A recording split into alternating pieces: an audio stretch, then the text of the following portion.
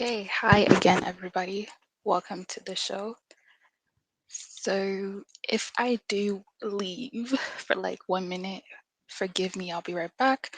But today, I just wanted to have a part two where I basically talk about a question that has been asked and debated a lot of times. And it's like, why is this even a debate? Is Ghana a Pan African country? And to even just give the answer, I don't think any country is a Pan African country just because maybe you were formulated on Pan African roots, it doesn't necessarily mean that you are there now. So, if you ask me, was the first president of Ghana, which is the Honorable Dr. Kwame Nkrumah, Pan African? I don't think anybody can say no. But if you're asking me currently, is the nation of Ghana Pan African just because they did a year of return? No. Like, is that your guys' standard? Like, is your standard so low that you're gonna call a country Pan-African just because they said that the diaspora should come back? And that wasn't even, to be honest, that wasn't even the nation that said that. It was the tourism agency that said that. So why would a tourism agency tell the diaspora to come back? Hmm. Why would the tourism agency tell the diaspora to come back home?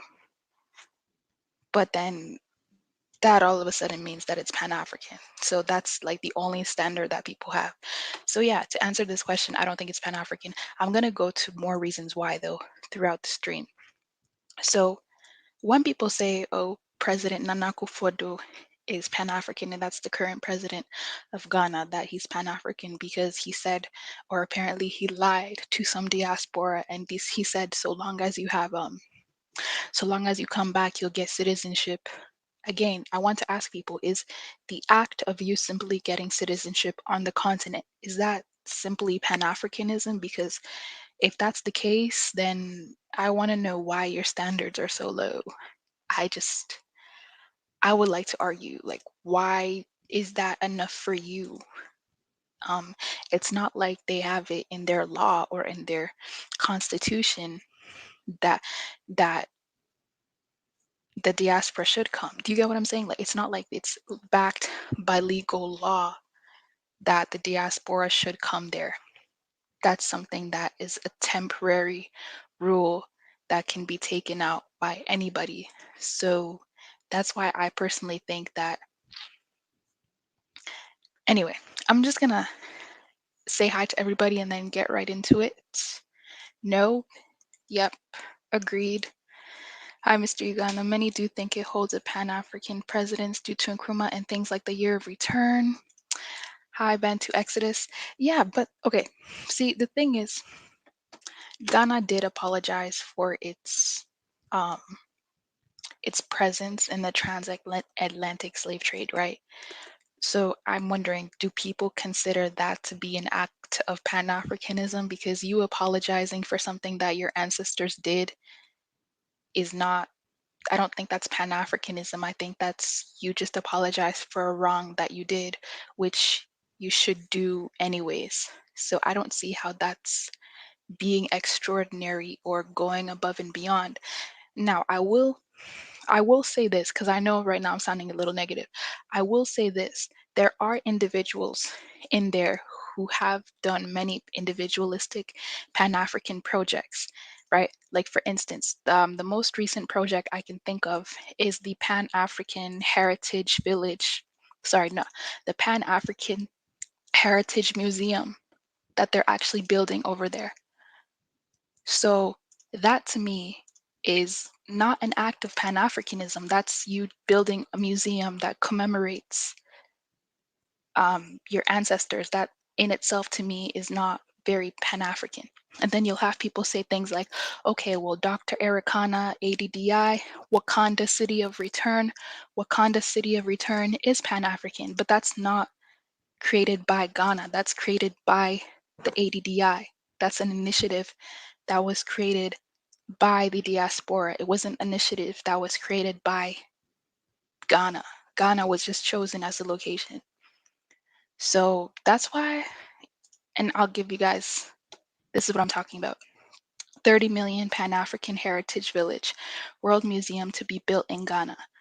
Okay, like I don't think that's Pan-African. I'm so sorry, but like I'm sorry if that offends anybody, but I mean, you're telling me that's Pan-Africanism?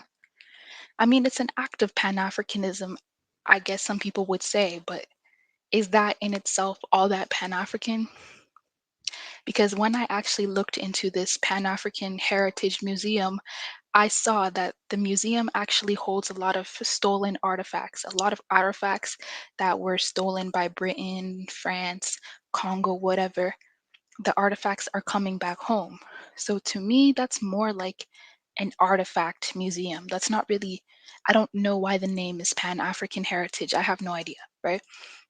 Another example that people would talk about is the Wakanda City of Return. I know you guys heard about this.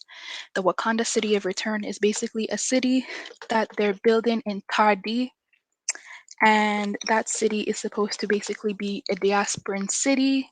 Well, kind of diasporan city. That, and yes, the name is Wakanda. Apparently, I don't know why, but the city is called Wakanda City, which, to me honest, why would you name it that? Because that was a fiction. Anyways, let me stop. So this is the actual city that is being built. Okay. Oh wait, no, that's the city from the movie. My bad. Okay. Okay. So the city is called Wakanda City of Return, and it's the diaspora from Dr. Ericana that's going to be built. So it's going to be a multi-billion-dollar Wakanda city that the diaspora can go back and, hang out and have a good time. And I'm not against this at all. Like at first, I was kind of like, oh, this is going to cost too much money. Who's going to live here? But whatever. Let's develop the country, no problem. But does you simply building a city called Wakanda City make you Pan-African? I'm not so sure about that. Let's also look at the year of return, right? First and foremost, it kind of annoys me sometimes when people always revert to the year of return because that was 2 years ago. It's almost 3 years ago. What happened after the year of return is the question that I have. Okay, can anyone answer what happened after the year of return?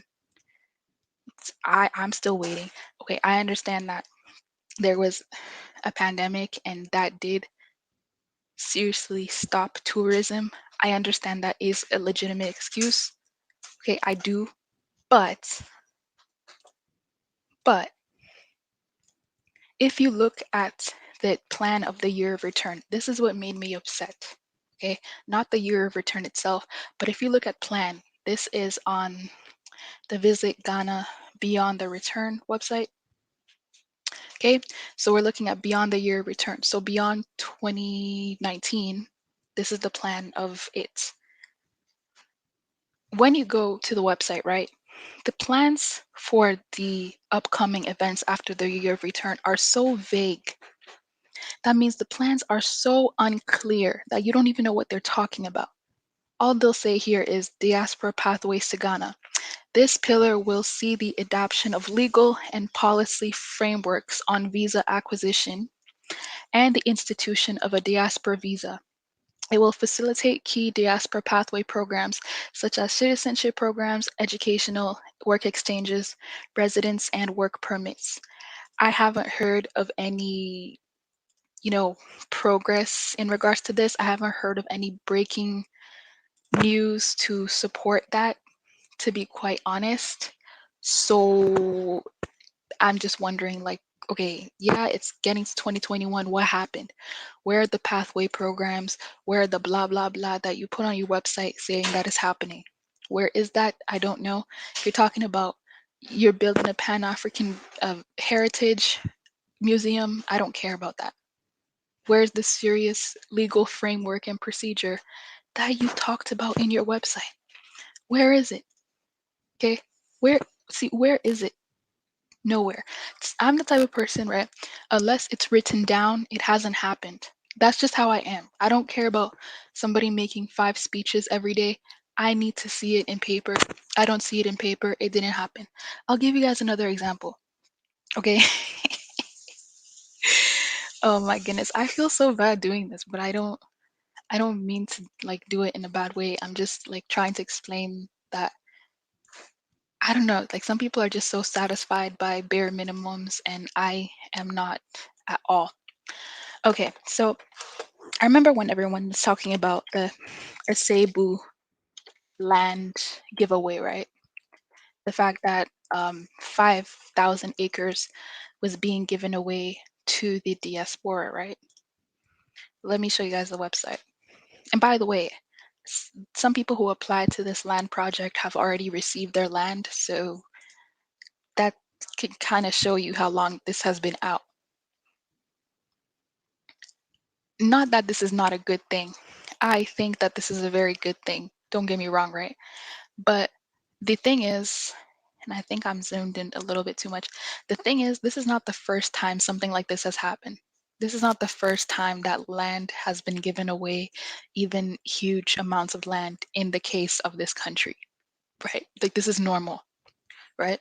So if this is not the first time that this has been done, then my question is, why is it now that when this is being done now, all of a sudden this is a big deal?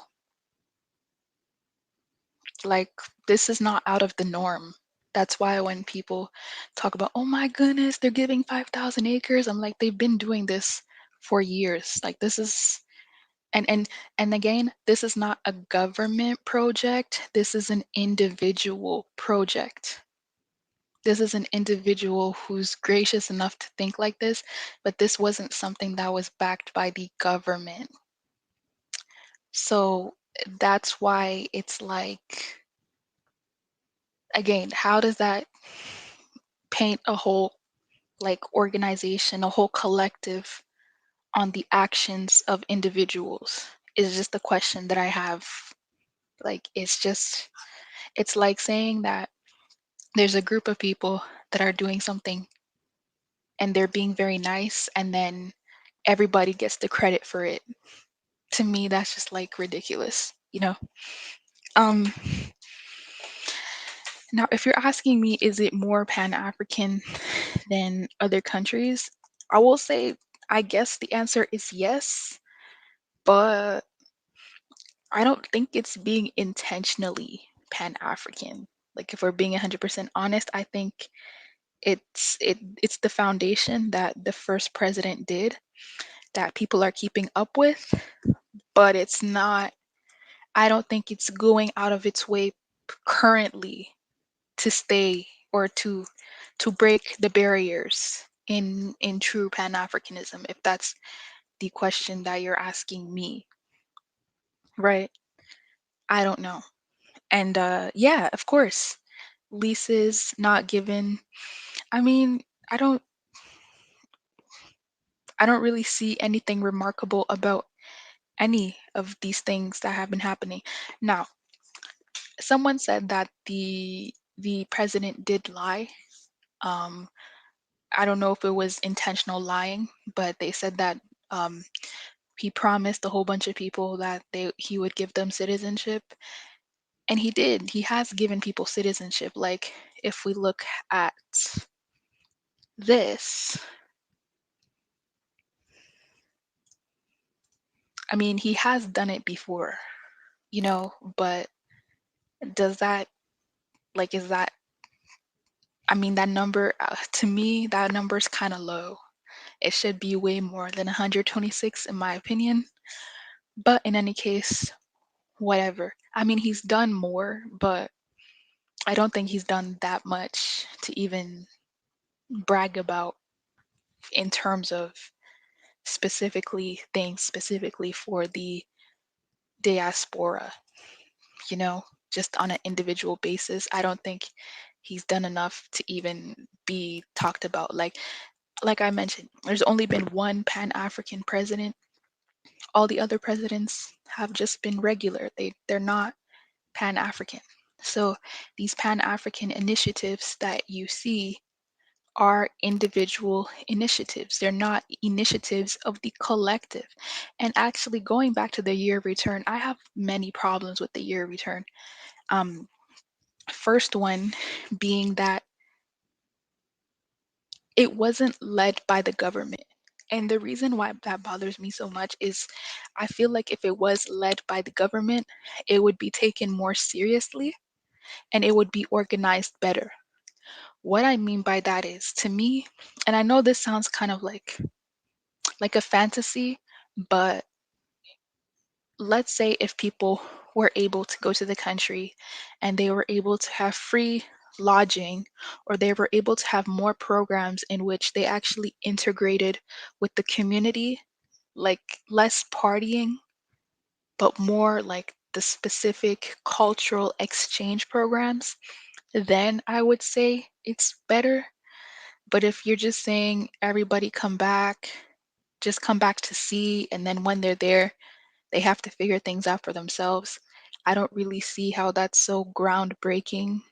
Um, or maybe that's just maybe that's just me, but I don't see how groundbreaking that is. I don't know.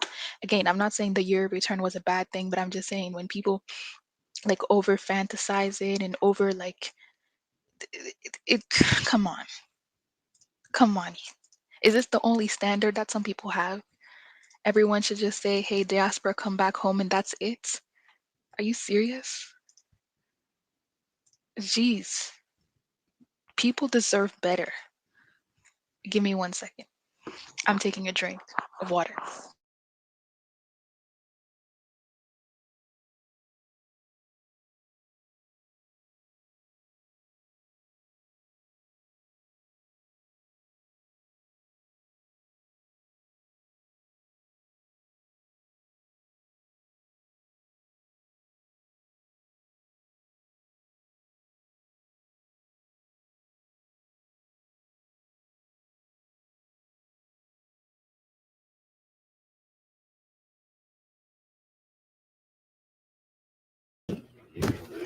But yes, welcome everybody.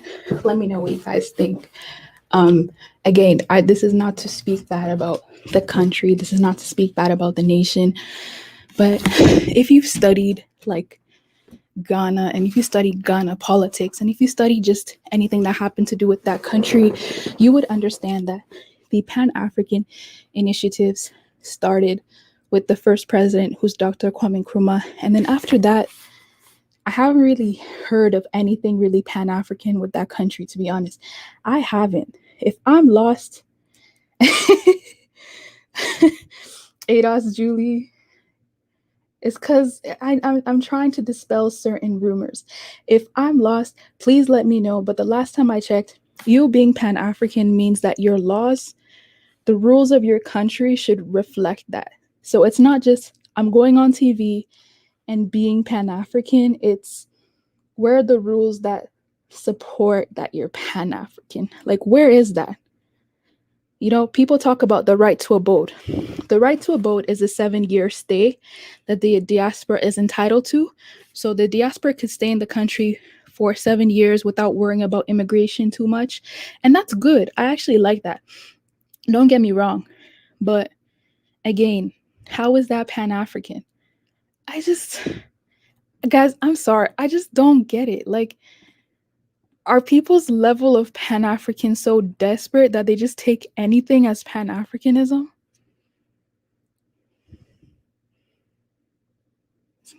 I don't even think there's a country that's Pan African. Please name it. The US, because to be honest, the US. Okay, let me phrase that. Like, try to be careful with my phrasing. The US diaspora are definitely more Pan African, if that's what you're saying. And maybe the Pan African leaders in the US were maybe very Pan African, if that's what you're saying. Some people argue that, oh, because Ghana's flag was it was the black star in Ghana's flag, right, was a star that was represented by Marcus Garvey Black Star Line. Like, okay, let me explain it this way. Links to Pan-Africanism does not mean that you are Pan-African, right? So Ghana's flag being influenced by Marcus Garvey. Okay, that's because the president was influenced by Marcus Garvey. That doesn't necessarily mean that it's pan African. Do you get what I'm saying? Like, I don't know if I'm making any sense, but I don't really see anything in recent history. By recent, I mean the last 50 years, that would even allude to the fact that Ghana is Pan African or that there have been many Pan African initiatives. Again, the current president, Nana Akufo-Addo, I don't know why people say that he's Pan African. I have no idea what you guys are talking about. Like, and the reason why I'm hard on that president, I don't know if people noticed, I'm actually very tough on that president, is because he lived in the diaspora. So he knows who the diaspora is. This guy has a British accent. Have you noticed that the Ghanaian president has a British accent? So he's lived outside. So he's come in contact with the diaspora. So don't you think he knows who the diaspora is? So if all it takes is for him to say, hey guys, please come back home, and then he's Pan-African, then I'm seriously done. Like, I'm honestly done with some of you guys. I really am. With all due respect. What happened to your previous live about how I'll post that up in a minute. I think they want to use the name Wakanda in order to get recognition for the project, to call it Pan-African. I don't know why you would need to call a city Wakanda. Like, I don't know. It's like, leave it in 2018. Like, just leave that reference in 2018. Give us, yeah, I mean, I'm starting to think that too. At first, I thought that the year of return was more like, it had more good intentions, but I don't really see looking at it now, 2 years later, because remember, the year of return was 2019. Okay, so looking at it almost 3 years later, I don't even know what it did, except except pump money into the economy. I actually don't know what major strive in Pan-Africanism that year of return made. And it's kind of awkward to say that, but it's true. Okay, yeah, she would definitely be more Pan-Africa than Nana Akufo-Addo. Like, that president is not Pan-African. Whenever that president makes speeches, he directs it at the continental diaspora. He doesn't usually make speeches to target like the whole diaspora. And in the case of Nana Akufo-Addo, who's the president of Ghana right now, right? I don't think he's ever addressed South America, Latin America. I don't think he's actually ever done much with the diaspora outside of the continent. So I think he's pan Ghana, maybe pan West Africa, because he's in a lot of West African organizations. But in terms of like straight pan Africanism, I don't see it. Like, I could be wrong, but again, I'm looking at it from rules and laws. I'm not really looking at it from small actions that, yeah. Oh yeah, and how do you guys feel about the Ghanaians giving away land? Like, do you guys think that's Pan-African or not? Or maybe it is. I don't know. If we are going to go to any West African country, what about it? Oh, do you mean like to actually give citizenship? Like, that would constitute Pan-Africanism? Must be a partner with a Ghanaian in order to get citizenship. Really? I didn't know this. I didn't even know that. No, that's not right. So then where's this all Ghana's Pan-Africanism marketing? Where's that marketing coming from? I don't know any African country that's Pan-African. Please let me know. Sierra Leone? Is that Pan-African? Does he know that we are descended slaves? Nana Akufo-Addo, he should know that. I think he does. I'll be honest with you, I think he does. There's no way he went to UK and had no idea about that. Um, I think Ghana is Pan African. Wait, I think Ghana is Pan African friendly, but Pan African. Oh, okay, yeah, okay. I'm not gonna lie. Yeah, the diaspora in Ghana is doing a lot, but the problem I have with it is that it's the diaspora that's doing it. What I mean by that. I want to be clear. What I mean by that, right, is I actually feel bad that they're doing everything by themselves. I actually, it's so weird, but I actually feel bad that the Black Americans in Ghana, because there's a huge Black American association. There's a huge one there. I'm not talking about the community. I mean an actual organization. It's a very big one, right? But it's like they throw a lot of their events by themselves. And it's like just the way that the government treats the Black American Association. It's just like, why do you treat them like that? Like you just put them in their own corner by themselves. Like you don't even give money to the diaspora. Like I'm just so for a country that brags so much about that they're pan-African, I'm just wondering, like, where's the money that supports that you are? Like, that's what I'm saying. That's what really bothers me. It's like there's streets in Ghana, right, that are being named Marcus Garvey Street, W. Du Bois Street, blah blah blah, like streets named after actual Pan-Africans, right? And it's like the Black American Association is the one that's calling for this, and they're doing this all by themselves. But the government is like, they're not, I don't know. I guess it goes back to what one of my friends said. If the government doesn't really care about their own citizens that much, why would they care about like the returnees? So I guess they're getting the same treatment as everyone else.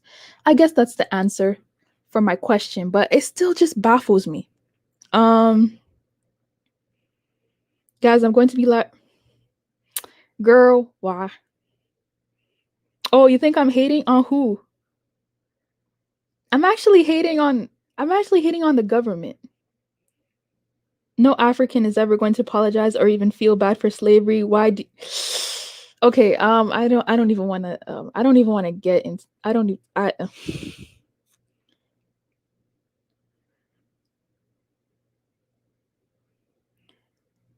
This isn't a concept that in yeah, he failed. I mean, after him though, like the whole Pan-African thing in Ghana went downhill because Kwesi and all the other Ghanaians could tell you who else came and preached Pan-Africanism after Nkrumah died. J.J. Rawlings is a president that was around when Thomas Sankara of Burkina Faso was there. So J.J. Rawlings was the president of Ghana. Sankara was the president of Burkina Faso, right? They were actually friends, close friends. But I think what happened after J.J. Rawlings saw the death of Sankara, I think he calmed down. And then instead of becoming like more Pan African, he just became pro Ghana. Because Ghanaians know about J.J. Rawlings, but does any other African country know about J.J. Rawlings? Not really. Why? Because it wasn't because he was Pan African, it was because he was pro Ghana. And there's nothing wrong with being pro Ghana, but then you have expectations from like other people that you got to still be like you got to still leave off where Kwame Nkrumah stopped. And it's like, does Ghana even want to do that? Does the president of Ghana, who I really don't like that person, by the way, does he want to do that? Or does he just want to go and make speeches all day? I mean, he just wants to go and make speeches all day. Again, I'm still waiting for the answer of which African country is Pan-African. I'll wait because I need to know who is it, because I don't see any of them being Pan-African. At least not now. If you're talking about Rwanda, that's pro Rwanda. That's not Pan African. Which country is Pan African? If a country was Pan African, they would make sure to change their country name to Pan. No leader is leading with political stance on Pan Africanism that I know. All right.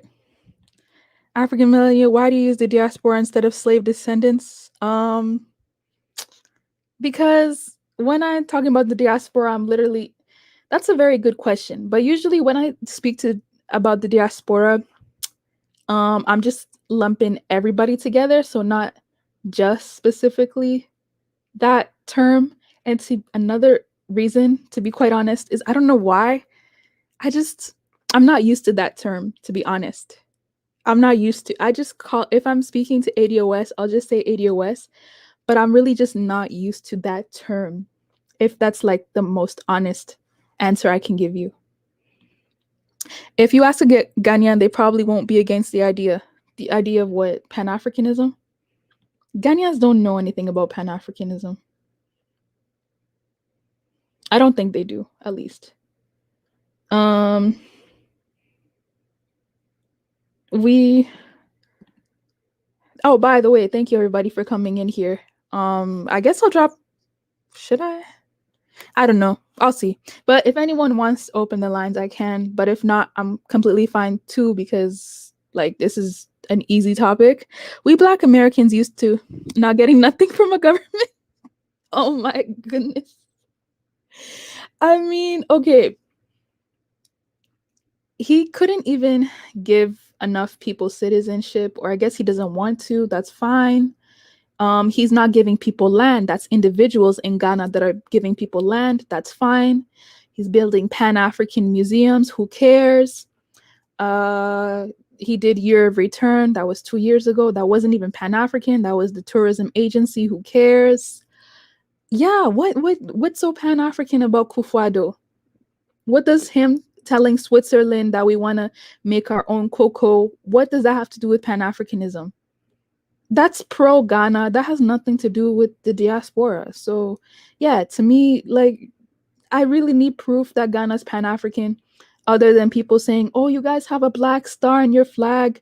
Okay, what else? Like, what tangibles show that Ghana's Pan African? Not much. I'm not gonna say nothing because I guess that, but not much. At least, and trust me, I researched this. I couldn't find a lot to show that they are Pan African. So yeah, Mr. Uganda Nigerians changing their. That's a horrible name, by the way. I'm just saying that does no, it doesn't sound right. What is the year of return on their website? It's not stating the diaspora. Exactly. The year of return. Actually, let me go back to that website because the year of return, right? If you actually look at the year of return website, it's not really saying this is for the diaspora. It's just saying for people to come home. I mean, okay, let me actually go in here. It's a very vague wording in that website, actually, which I never really understood because all they say is we're commemorating the 400 years of, you know, the first descendants going to Freetown. And that's it. It doesn't really show much about anything. It's saying it's a major landmark spiritual and birthright journey, inviting the global African family home and abroad to mark 400 years of the arrival of the first enslaved Africans in Jamestown, Virginia. The arrival enslaved African, okay, whatever. Um, the year of return celebrates the cumulative resilience of all the victims of the transatlantic slave trade who were scattered and displaced through the world in North America, South America. Okay. So, I mean, that doesn't really mean anything. I guess it just says it right there that it commemorates the 400 years since they went to Jamestown in Virginia. And yeah, that's pretty much it. I mean, this whole website is really confusing. And previously, I showed the Beyond the Return website, and that really just it wasn't even specific on how exactly they're going to make things easier for the diaspora. You know, it didn't. So I'm just like, okay, you're telling people to come back, right? After they do come back, it's been 2 years, almost 3 years since your return, by the way, right? So after they actually come back, what are they supposed to do? But whenever you ask people this question, then they're like, oh, well, they did the year of return, so why are you so hard? No, because why do you tell people to come back and then there's no plan forward after they came back? So are you saying all the whole point of the year of return was to show them Ghana and that's it? Where are the rules? Where are the legislation? Where are the laws that are going to make it easier for the diaspora?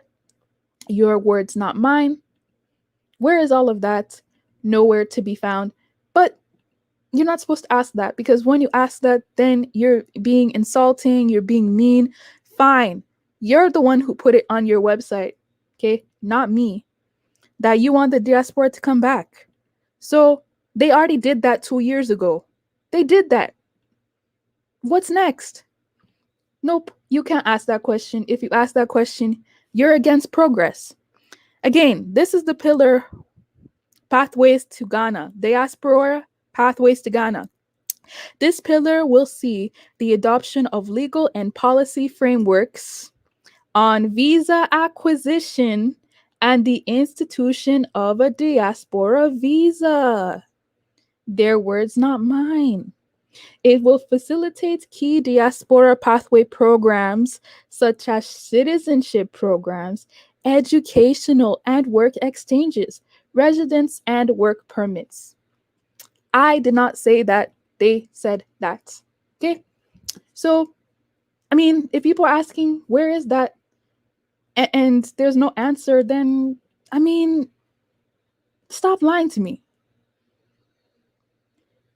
It is in plain sight. They are not mincing their words. I cannot understand where people are getting confused about that. Exactly, me either. Oh, who are you talking about? X, thank you. I mean, okay, he's not completely horrible. I'll admit he's a decent president. Like, he's not completely bad. But again, the amount of tension that he gets is just, I don't understand. I don't get it. I don't. People just listen to his words so much and they don't like actually follow what he does. But what do you classify as Pan African country though? None of them. If that's your honest answer, actually, a country who used to be Pan African probably was Haiti, but in present day, none of them. If we're being 100% honest, I mean, if is that does that answer your question? Oh yeah, yeah. The government's not really funding anything. Things are being funded by individuals. African countries are not Pan African because I guess I don't know what you're talking about. Oh, okay, sure, no problem. Quincy, please have facts that don't come in here and defend Ghana in this because, like, I need facts as how Ghana's Pan African. If you're actually gonna say that, because like, don't use Kwame Nkrumah because no, don't use him. Um, Pan money, pan money. I mean, I guess every country is that right now at the moment. People need to define Pan Africanism first. Okay, everybody has a different definition. Like even me, I have a different definition. I think the reason why I'm really hard on Pan Africanism is I think that it requires a lot of work and that no one, at least in terms of government, nobody is there yet. So when it comes to Pan Africanism, it's the liberation of people of African descent across the whole continent and across the Americas. So Latin America, North America, like the Americas and the continent. Yeah, that's just what I think. So because my definition is so broad, I don't really know what that means either, but that's what I believe in. I don't know. But I think what Pan Africanism is to me beyond like you're my brother, it's also more economic and like business organizations and relationships. So for instance, um what I was talking about yesterday, right? Like if we had a business that consisted of different people in the diaspora, I would consider that Pan African, as opposed to just say a Ghanaian goes to New York and starts a Ghanaian restaurant. I don't think that's Pan African, right? I think that's just pro Ghana. But like if a Ghanaian works with a Jamaican and works with like someone else and they create a restaurant in the diaspora, then I would consider that Pan Africanism. I don't know if that makes any sense to anybody, but that's just what I personally think it is. It's really hard for me to describe because I don't know. It just is. I don't know. I don't want to make mistakes when it comes to Pan Africanism because I know it's a sensitive topic. So that's why I don't really like to define it, but I hope that I did that for you. Yeah. But please also feel free to also let me know what you think Pan Africanism is. Please feel free. Ghana for oh my gosh. I did not say that. You did. So what should Ghana be doing then, AM, if it's looking out for self, trying to build themselves in no, no, no, but that's exactly what I'm saying. Like I'm not actually mad that Ghana's doing it, but I'm mad that it's being branded as Pan-Africanism because then you have people that expect more from Ghana. Do you know what I mean? Like when Ghana doesn't like fulfill their Pan-African obligations, then they get mad, and it's because Ghana markets itself still as a Pan-African country, and I don't know why it does that. Maybe it does that for business, but really and truthfully, I don't know. I just don't know how it's been able to get away with that for so long because I'll be honest, Ghana was Pan African during Nkrumah time, but after Nkrumah, I don't remember any, I don't know why it's still branded as Pan African. Is this Diego Mate? Um, why are you triggered at the question? Where are the reparations? Okay, listen. Okay, listen. Ghana apologized for the slave trade. They need to work on the reparations. I know they will. It's coming. Just wait. I'm gonna go ahead and add Mr. Uganda to the stream, and I'll continue to go down in the comment section. Thank you guys for being here. Let us know what you guys think. Is Ghana Pan African? And feel free to like if you think that it is. I would like to know exactly why it's Pan African because I don't really know what you guys are talking about. And if you think that there is a Pan African country, which one is it? Because I'm a little confused on that. But in any case, what's going on, Mr. Kanda? Greetings. Can you hear me clearly? I don't think I can stay for too long today, but I wanted to give a perspective on this. So firstly, can you hear me? Yeah. Yeah, so greetings to the chat room. But yeah, I think what the issue here is that people conflate anything that has to do with an African country reaching out to other Africans or African descendants. They're conflating those actions with Pan-Africanism when it could just be economically economically profitable to do so. Like I just don't get why they have to see a Pan-Africanist lens in every single thing that seems progressive as far as unifying or connecting Africans. It might just be economically incentivized, right? But even within like the context of countries reaching out to the diaspora, it seems to be for finances. Like the year of return was big for the tourism sector. That's the point. And I think I even covered an article literally a few days ago where there was a symposium held in Gambia, a symposium. And I think Juliet from Blacksit was there. And there's an article, just search it up. Just search up Gambia and citizenship, and it should show up. In this article, they were literally saying at the last paragraph, they hope that we can see the diaspora as investors. So after all of those paragraphs on cultural integration and whatnot, they get down to the crux of the matter, which is about investorship. That's financial. That has nothing to do with Pan-Africanism. So I need for people to adopt an intellectually honest lens as far as what's going on in Africa. Would they reach out for this quote unquote unity if it wasn't financially okay? That's the point. That's all I got to say. Because the facts aren't lying. The year of return was big. It drew in a lot of people. It drew in a lot of money. I'm talking slow and I'm talking blocky, but it's because that's my conclusion. Thank you. And yeah, as I mentioned earlier, the year of return was done by the tourism sector. That wasn't something that was pan-African, because there weren't really many or any pan-African elements in the year of return. It was just go there, have a party, go to a whole bunch of castles and whatever, and come back. There was nothing about cultural exchange, cultural integration, pathways, like clear lines of pathways to anything. So when people say, oh yeah, well, they asked people to come home, year of return was Pan-Africanism. I'm like, where?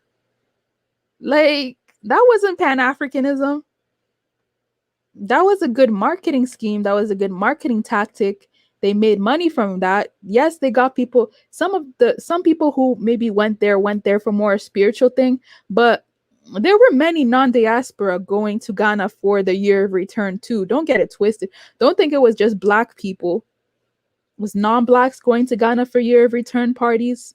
It was continental diaspora of other countries going there too. For what? For the party. For the events. The celebrities were there like crazy. Cardi B and all of them, they were there like crazy. Conveniently, they took pictures when they were there. Conveniently, the hotels got a whole bunch of deals, a whole bunch of Ciroc placements. Like, I mean, but did you have anything to add before Kwesi comes on? Yeah, Pan-Africanism is a political ideology. If the ministers or whoever is leading the government agenda wanted Pan-Africanism to be the forefront of their policies, they would just come out and say it. Either that or you understand what I'm saying? It's a political ideology. I think that pretty much just spells it out for people. Who's out here claiming Pan-Africanism? Can people point me towards the policy-making bodies, the people who are actually doing something in legislation? Who is out here saying we are Pan-Africanist? Who is saying that? I'll wait. Like that's pretty much it. I'm literally waiting for someone to just say that. Like, please.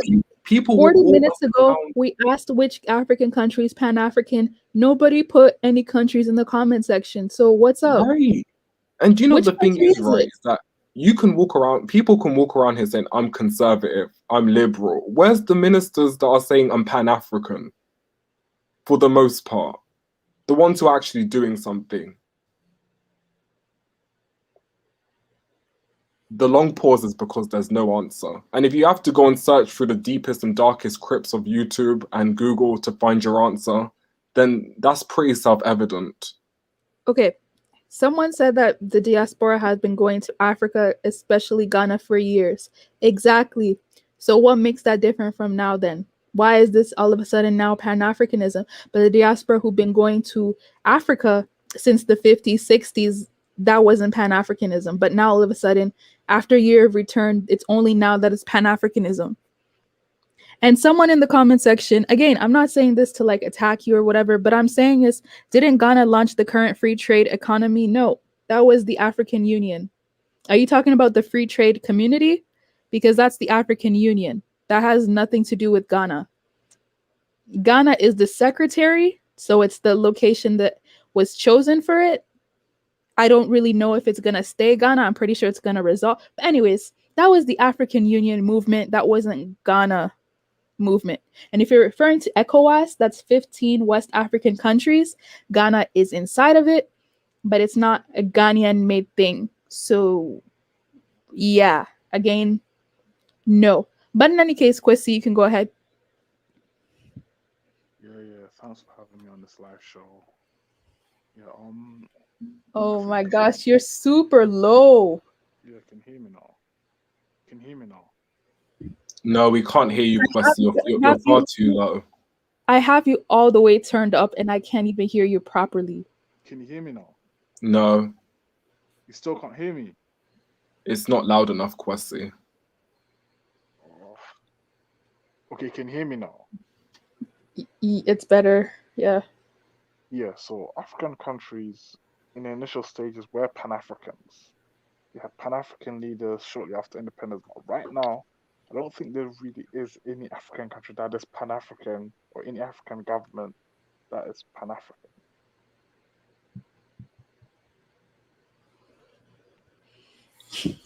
Yeah, Kwesi, you're a little bit too low. And like I've had to put the volume up to more than like 80%, and I still couldn't hear what he said. I think he said something about didn't I think maybe he said that it was Pan-Africanist that like after independence, maybe by way of Nkrumah. Is that what he said? No, okay, so let me clear this up. Ghana was not Pan African. It was the president that was Pan African. Yes, the first president of Ghana, Nkrumah, was a Pan African individual. But does that mean that the whole country is Pan African because the president's Pan African?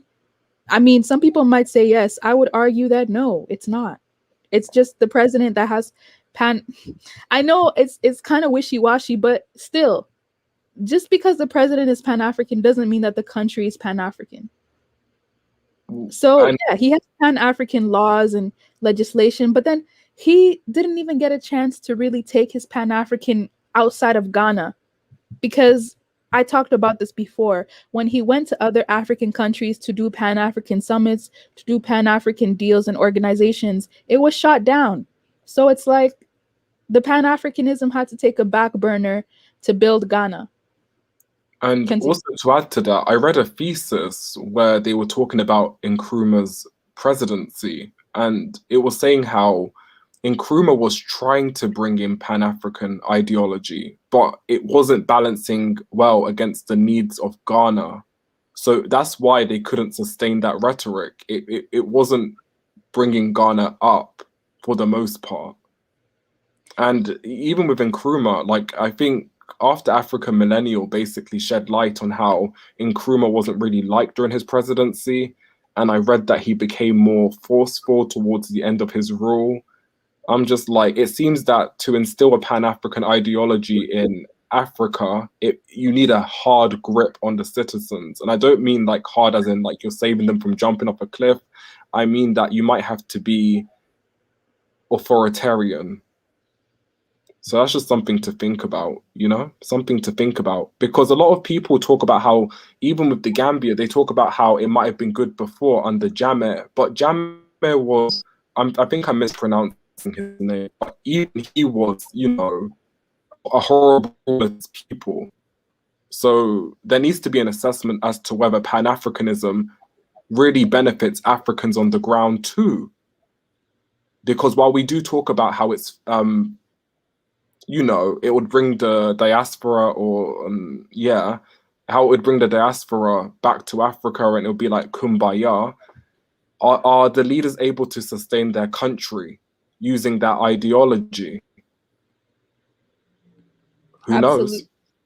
And in the case of Nkrumah, right, he helped liberate a lot of African countries. Like he he petitioned for a lot of African countries to get out of to get independence, right? He funded a lot of African countries. That made Ghanaians mad. So this Pan-Africanism that you people are talking about, this Pan-Africanism that people are like, oh, why don't people do this? People tried it before. Nkrumah gave countries money. He gave countries Ghana's money for those countries to do things. Now, that is an act of kindness. I'm not going to sit here in front. Yes, but you just came out of independence and you're here giving countries money while your country is getting more and more broke. That made Ghanaians upset. So yeah, it goes with the whole, I gotta take care of my house before I take care of the whole continent. It doesn't mean I can't do business with other people outside of the continent, but I need to fix my house. Ghana has a lot of things that they need to fix. And if they don't fix it, the Ghanaians over there, something will happen. Something will happen if Ghana's economy has been doing very well. Imagine if all of a sudden in 2 years, Ghana's economy starts going low, low, low, low again. If their dollar loses value, if they start, for whatever reason, instability in the country, you think Ghanaians are still going to be doing this? Oh, everybody come home. They're going to be like, we need to like off with their head this president. We need to remove this guy. That's what they're going to be thinking about. But in any case, let's make things interesting because Bo did. Oh my God.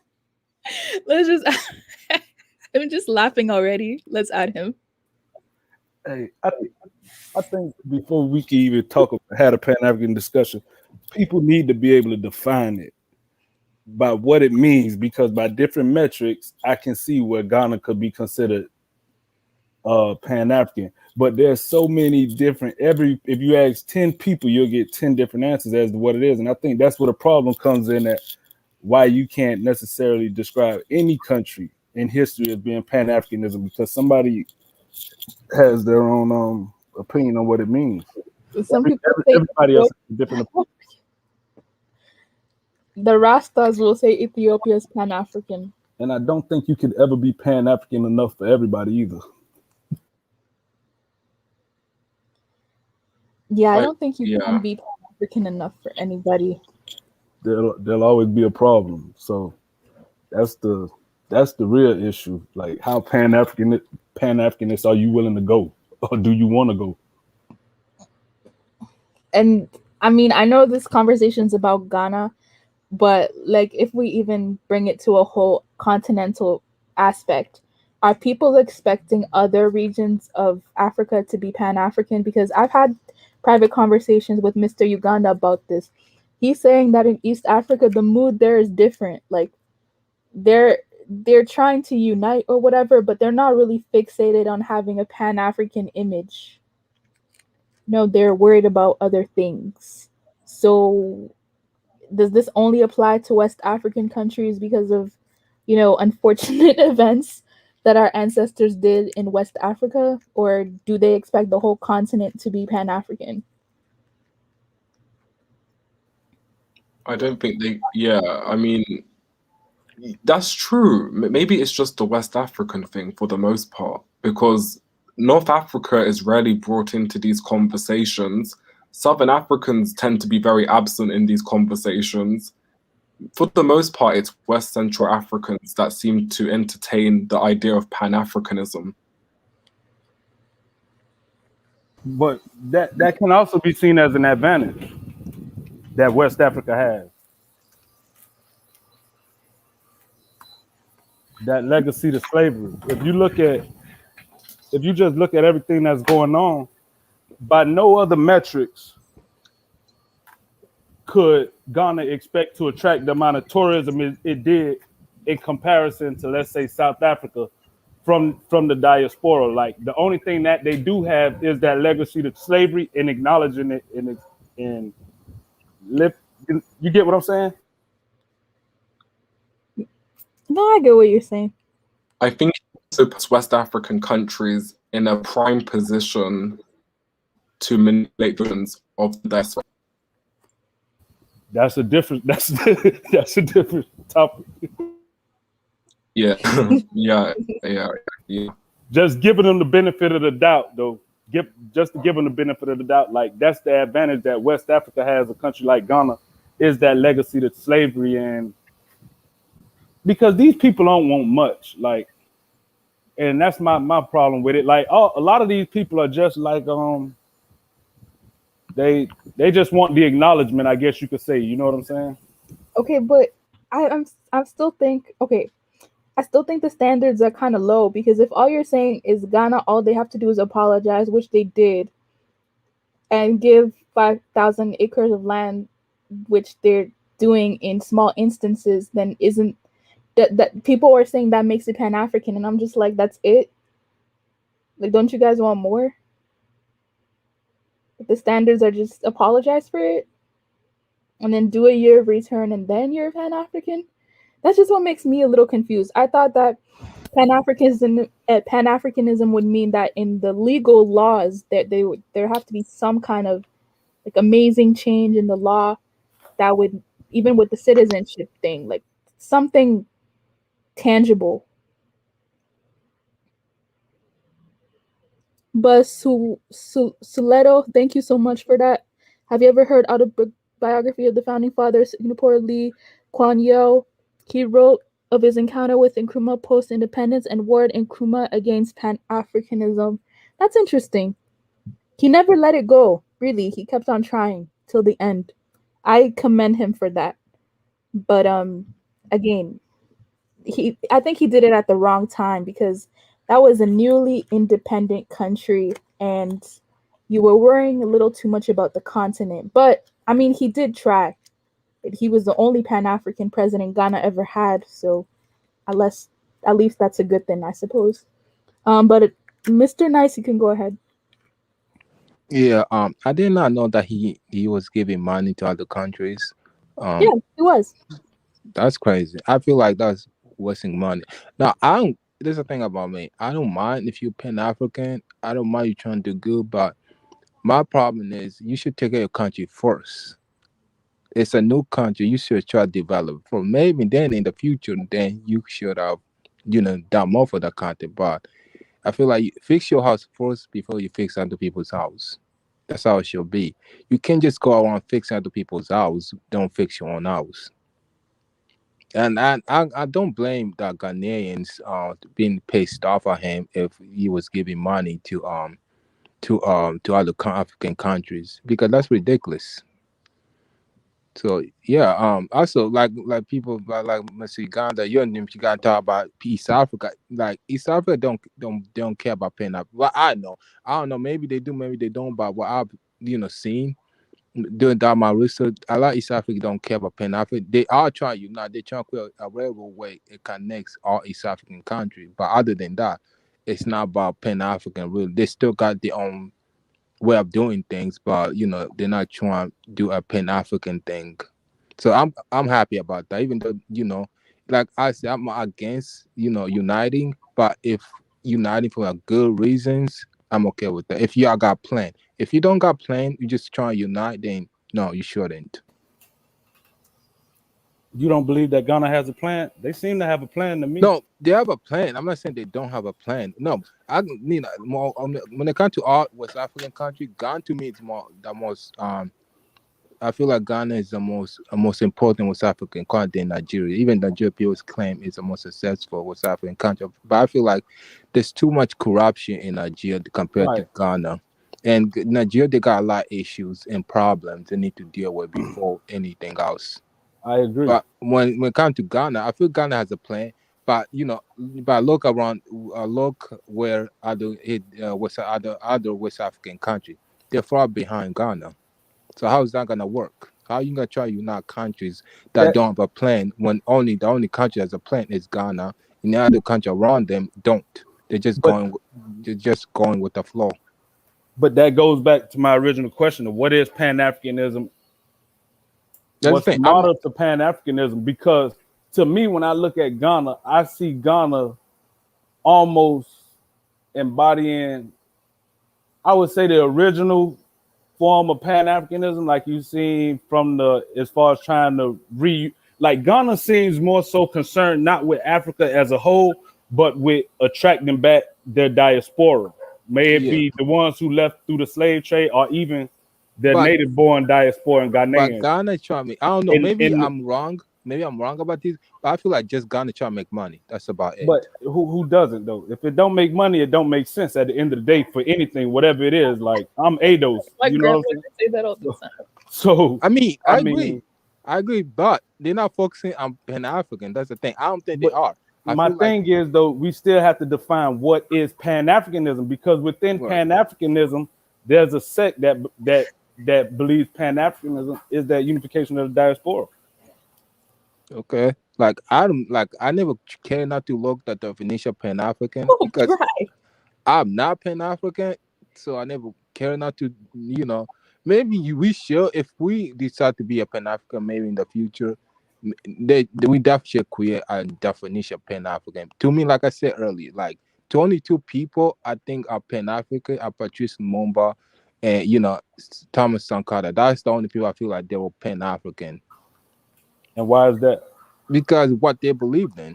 Like So what's Patrice, your definition of Pan Africanism? mine, I don't have one. But when I Oh, you don't no, have one? I really don't have a definition because I never cared enough to look for it. Really. Dang. But that's the thing. But if you ask me if I describe a Pan African, I'll name those two people. Well, no president living at the moment is Pan African No, unless I they're doing it agree. in secret. I agree. No, it's they. I feel like they're more selfish. They got their own.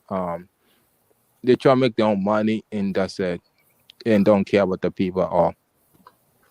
Someone said Pan Africanism is a state of mind. Thank you, Paul Dustin. Okay, let me ask you. So And what's a that's my state of problem mind? with it though. That's my problem with it though. A lot of people believe that, and that's my biggest So problem with what's it. a state of mind? So I don't get it. Please stop. Back down the rabbit No, hole. let's all talk about what's the state of mind. What does it mean by that? I Blackity mean, black, we maybe, black, y'all. maybe Cole, he can call in. Yeah, call in, Cole, in your line of reasoning. I mean, I gave a definition much earlier, which is very vague, which shows that I myself do not know, because I basically took the definition out of this. But Millennial. I mean, yeah. Didn't we go through the definition of my channel? So why are we backtracking, sis? Yeah. What's the definition? Yeah, we created a definition and then now we're backtracking. The whole point of that stream was from now on we understand Pan-Africanism is I was the there for the whole stream. exactly. We did a whole stream on this, so there's no more backtracking. We know what the definition is. Pan-Africanism. Kelso, do everyone believe it though? It doesn't matter. It doesn't matter. This is how you enforce something is you keep now projecting it into the future. You don't keep going back. It's like, hey, do we know what the meaning of the word moon is? Oh, moon. I don't know. Is it an asteroid? Is it that thing that flies around the sun? But move forward now. Kaizo. Hey, welcome to everybody in the chat. Before anyone responds, I want you guys to answer this in the chat specifically. Do you guys consider the Wakanda City of Return project that's happening in Ghana to be a form of Pan-Africanism? Please go ahead. I thought that was in Uganda. I thought that What's the project called in Uganda? There's many City of Returns. Oh, what's the city of return? Isn't that one with Akon? No, yeah, that's what I thought about. That's a coin city. Oh, okay. Oh, okay. Yeah. Let me ask you this. Don't you think that Ghana is trying to set the stage to create their own version or understanding of what Pan-Africanism is? Like it's not necessarily conforming to everybody's standard, but Ghana setting their own standard of Pan-Africanism and what it means to be Pan-African.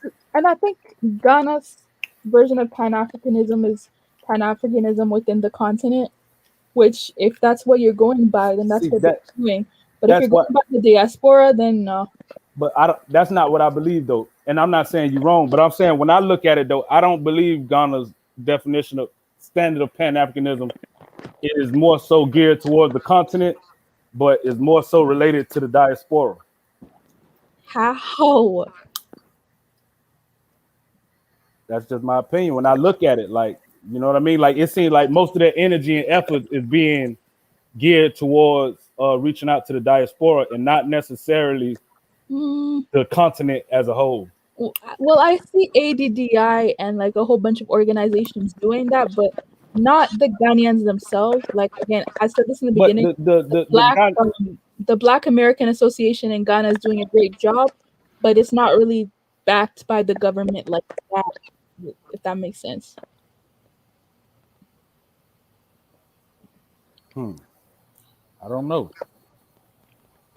I mean, I'm just nitpicking a little bit to be honest, but that's just what I'm doing. No, I honestly don't know. Like, you know what I mean? I'm just saying from the little bit that I do see and what I look at, it struck me as if they're making an effort to reach out more so to the diaspora That's Wakanda. and not Can I say not something? necessarily the continent. Like, I feel like Black Panther made a lot of people delusional. And that movie sucks, by the way. I like That's that what I feel movie. like. Like, Because I feel if Black Panther made people delusional. And it I did, didn't like the movie. that's a fact. I never watched the movie because I didn't want to be brainwashed by it. Oh my gosh. I swear to God. After I seen how everybody was reacting and acting, I'm like, man, I'm not finna watch that shit. The thing is, right, I watched Black Panther. I watched it literally this year because my sister kept begging me to, and I just don't get how people reacted the way they did to the movie. You know, maybe it's the trend culture. Some people just are very, very because they people do. In regards to even this, it's because the people who are leading these movements are trying to catch Wakanda. The average person isn't thinking Wakanda in this capacity. But exactly, it's like, is it Dr. Africana as well? Like, they're talking about the Wakanda. The average person doesn't see Wakanda to be real life like this. When you see Dr. Aracana, where is she all the time? She's always in America. Every time I see her talk, she's in Maryland. I think she live in Maryland somewhere. Like her message seems to be more so directed toward the diaspora returning than, and not so much as the continentals really like. And that's just my opinion. Even if you look at Ghana with the situations that they have with Nigeria, like it seemed like Ghana taking a stance, almost drawing the red line, you know what I mean, and not really. Let me rewind. So when I look on the continent, right, and so you see like the stuff with Nigeria, it seemed like Ghana's kind of like drawing a line in the sand, like, hey, listen, man, this Ghana, you gonna respect us when you come over here, or we'll kick your ass out. But when they talk when that message is more so to the diaspora or addressing the diaspora, it's like everybody come. You know what I'm saying? So I don't know. Or maybe that could just be. No, that's correct. You're right. We're gonna let Josie go. Thank you so much for calling in. You can go ahead, please. Yeah, hi. What's going on? Peace to the chat. Yeah, look, for me personally, I don't really know. Look, I wouldn't say I don't know, but I've heard many definitions of Pan-Africanism my whole life, and I'm still confused on what Pan-Africanism actually is, like most people over here.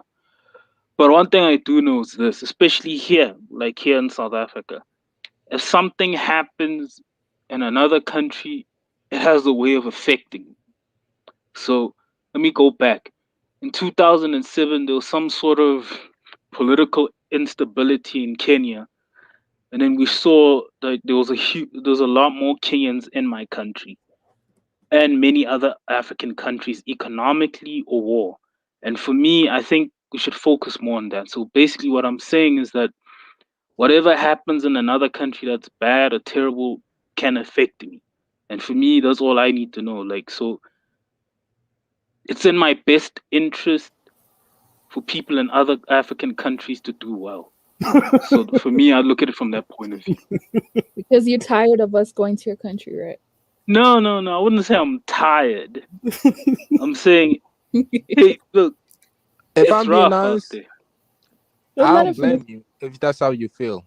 Don't blame me. No, Don't no, worry. no. No, Hold Josie, on. We're no, not Josie, gonna come to no, your crusty Josie, country anymore. no, Josie Gold. I'm being 100% No, but I honest. see the same If thing I in was Ghana though. you, if I was in your country, if I was you, I would be so arrogant. I'm just being 100% honest. No, no, I'm not being angry. I'm just saying, look, for me, I have to see everybody do well. It's not about people coming here. It's about desperation. It's Okay. like most of the people that are here are not in a good position to like. So I need them all to do well. I need everybody to do well. It's in my best interest for every country on the continent to do well. That's what I'm saying. I'm not saying like no one should come here. I'm no beef with that. But Don't worry, we're not coming to your crusty country. We'll stay to our country. Stop. Kenya supremacy. Kaiser. Kenya supremacy. That's all I'm all No, about. man, I'm not attacking Kenya Kenya. supremacy. That's all.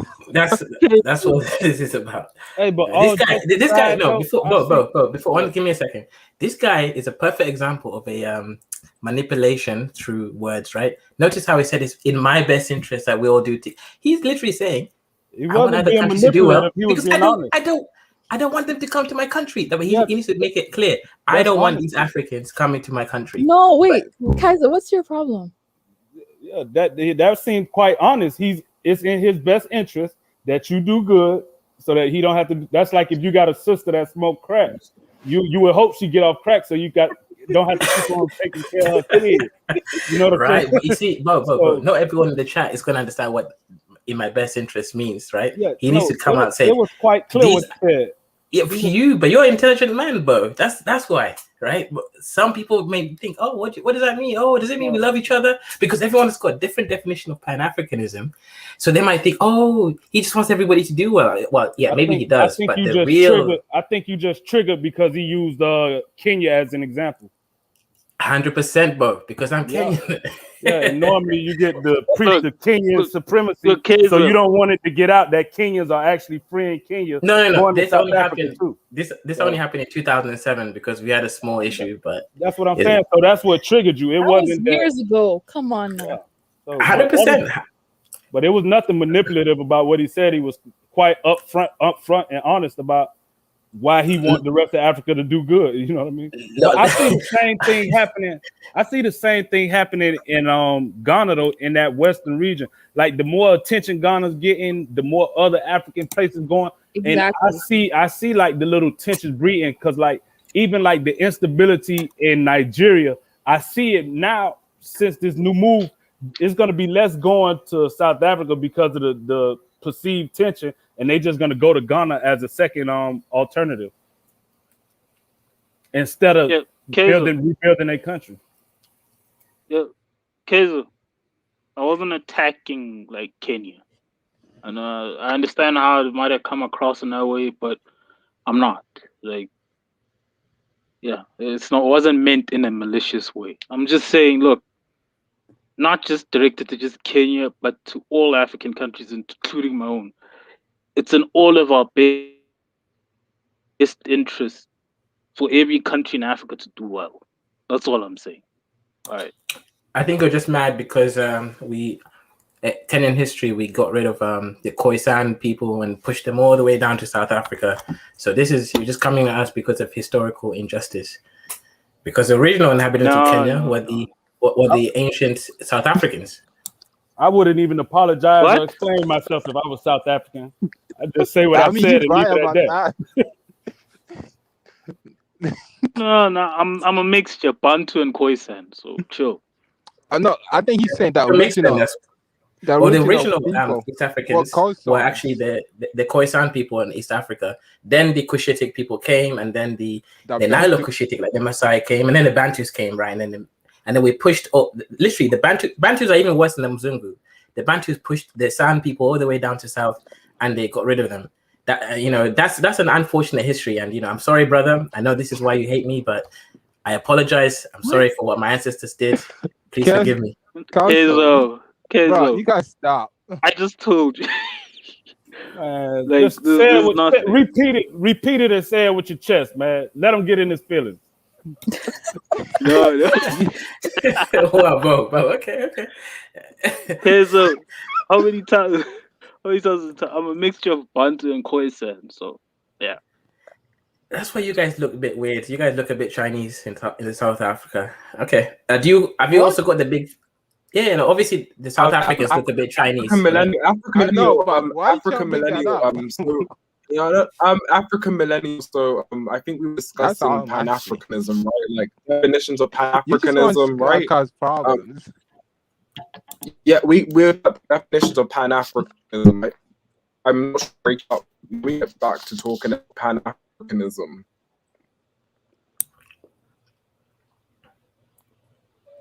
Yeah, absolutely.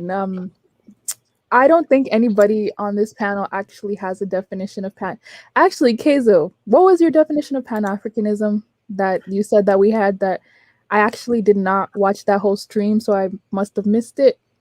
Pan-Africanism is all about making sure that every person that identifies as African has the ability to basically interact, do trading, and understand that, you know what, the world is going to see them as that African, and that it's in their best interest. What Josie Gold literally said, that they all do well, and that it doesn't matter. They don't have to be this whole, kumbaya, we're all friends. For example, Josie doesn't have to like me, even though my people pushed his people down south. But he has to understand that, you know what, it's in our best interest that we all do well. Yes, that's what Pan-Africanism, the minimum definition. Yeah. So does it have anything to do with unity? Because that's what some No. people say. No, that's got nothing to do with what Pan-Africanism is. Now, you can add that into what you feel it should be, but when it comes to just the raw ground, it's in the best interest of every African country, including the diaspora, to do well, because we're all perceived as one by the rest of the world, and everyone else in the world has units. European Union, you've got the American states, you got the all different types of states out there in the world that they work together. That's all it is. The feeling of unity, that's just something you can now interact with people when you want to, but it's not necessary. That's your own addition to what it is. The minimum is what Josie said, actually. So even though Josie, Josie's people hate me because what we did to them in the 2,000 years ago, he forgives me and understands, you know what, it's in our best interest for all of us to do well. I doubt any of them even know that history. No. Okay. Well, it wasn't really about the Kenyans. It was more about just in general. We don't. But yeah. We don't know. Okay. Anyways, but what I wanted to say though, in regards to your definition, Kaizo, so you say that people that identify as African, is that what it is? You just have to identify as, okay, it's in my best interest that I'm perceived as African by the rest of the world, right? The way, okay, for example, when I went to Japan, I lived in it wasn't Tokyo, which state, Kyushu. Kyushu.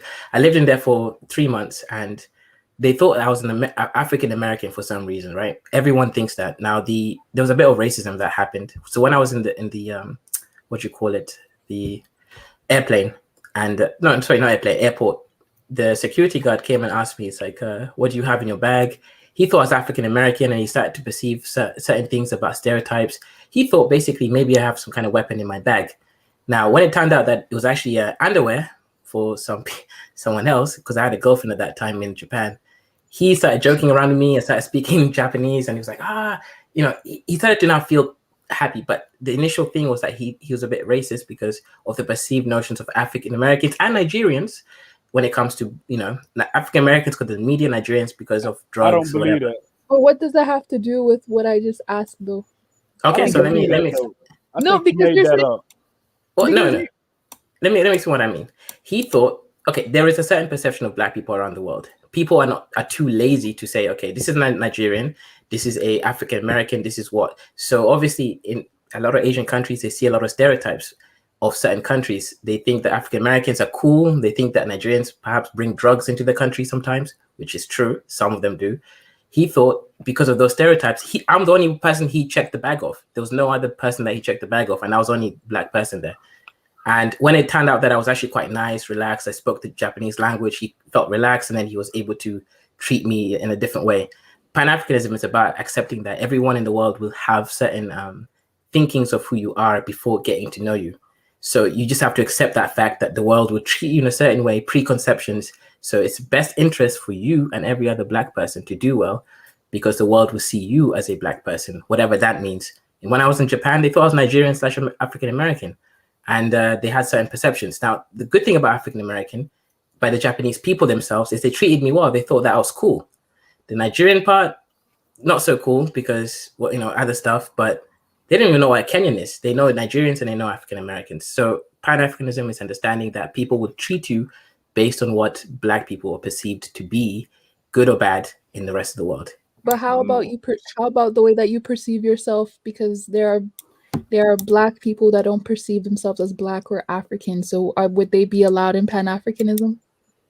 I mean, they can do whatever they want, but they won't be Pan-African, right? They're still just normal Black people living their lives. They're just Black people, but they're not part of the whole community, which is fine. Also, this is making me more confused. Let me say this, right? And it's just my opinion, right? Like, one thing I see about Africans, right? They put a lot of credence on what other people think, right? So his ability to travel to Japan or whatever, whoop, whoop, whoop, whoop. But I think it should be more so focused on country and just building, because I mean, how much like I don't think a Black American ever cared or thought about his position in society as it relates to what the hell the Japanese thought. You know what I'm saying? Because it's so far from our reality, because we ain't going to Japan by and large, or we're not thinking about moving there like that. You know what I mean? So I think a lot of Africans, like they envision of Africa, not of what Africa is or is going to be, but about how they'll be perceived when they leave Africa, if that makes sense.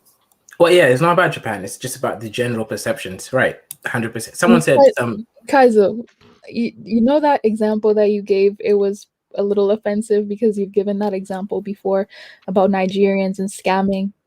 But it's true. I mean, literally, like my Ethiopian friend got scammed by a Nigerian just literally 1 month ago. Nigerians are definitely scammers by large. Ghanaians are also scammers by large. I'm trying to think of any other scammers out there. Those are the two main scammers that I know. We just got to accept it. Russians, Chinese, exactly. Indians. Russians are scammers as well. 100%. No, those the top three. I don't even. Yeah, Nigerians not even in the top three. Well, okay, maybe not in the top three worldwide, but in terms of Africa, most Africans are scammed by Nigerians, not Russians. So, you know, this is also in the context of Africa. Yeah, 100% Russians are scammers, but Nigerians, 100%. I've been scammed by a Nigerian. Okay, no, I have not, but I've almost been scammed by a Nigerian before. Kenyans, they won't scam you outside of Kenya, but they'll scam you in Kenya, in Nairobi. That's why we call it Nairobi. I just think it's like a flawed mentality that Africans got. I think Africans got a flawed mentality. Like, take for example, like I just named you the top 3 countries, right? Statistically, that's known for scammers: Russia, India, and China, without a doubt. Nigerians are like just the mules for the Russians and the Chinese scammers, right? And the Indian scammers. But that's a fact.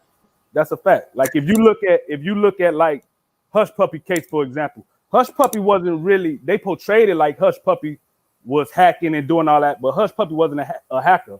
Hush Puppy was more so like a cash mule for the Chinese and the Russian hackers. They'll steal all the money and just funnel it through Hush Puppy, and Hush Puppy will cash it out through his little connects, right? But the people who was actually infiltrating the systems and stealing and doing all that and hacking into them, it was Chinese, Koreans, and Russians, right? If you, I looked over his case before, right? So, but you don't see these other groups of people. You don't see Russians, you don't see Chinese, and you don't see Indians going about crying about they want the world, crying about other Indians that scam or whatever, because people are gonna think this of Indians and that of Indians. Like Indians move like the hell with it. You know, if my people scammers, they scammers. I'm not a scammer. And I just see it's almost like a culture, like ready to throw each other under the bus. Like,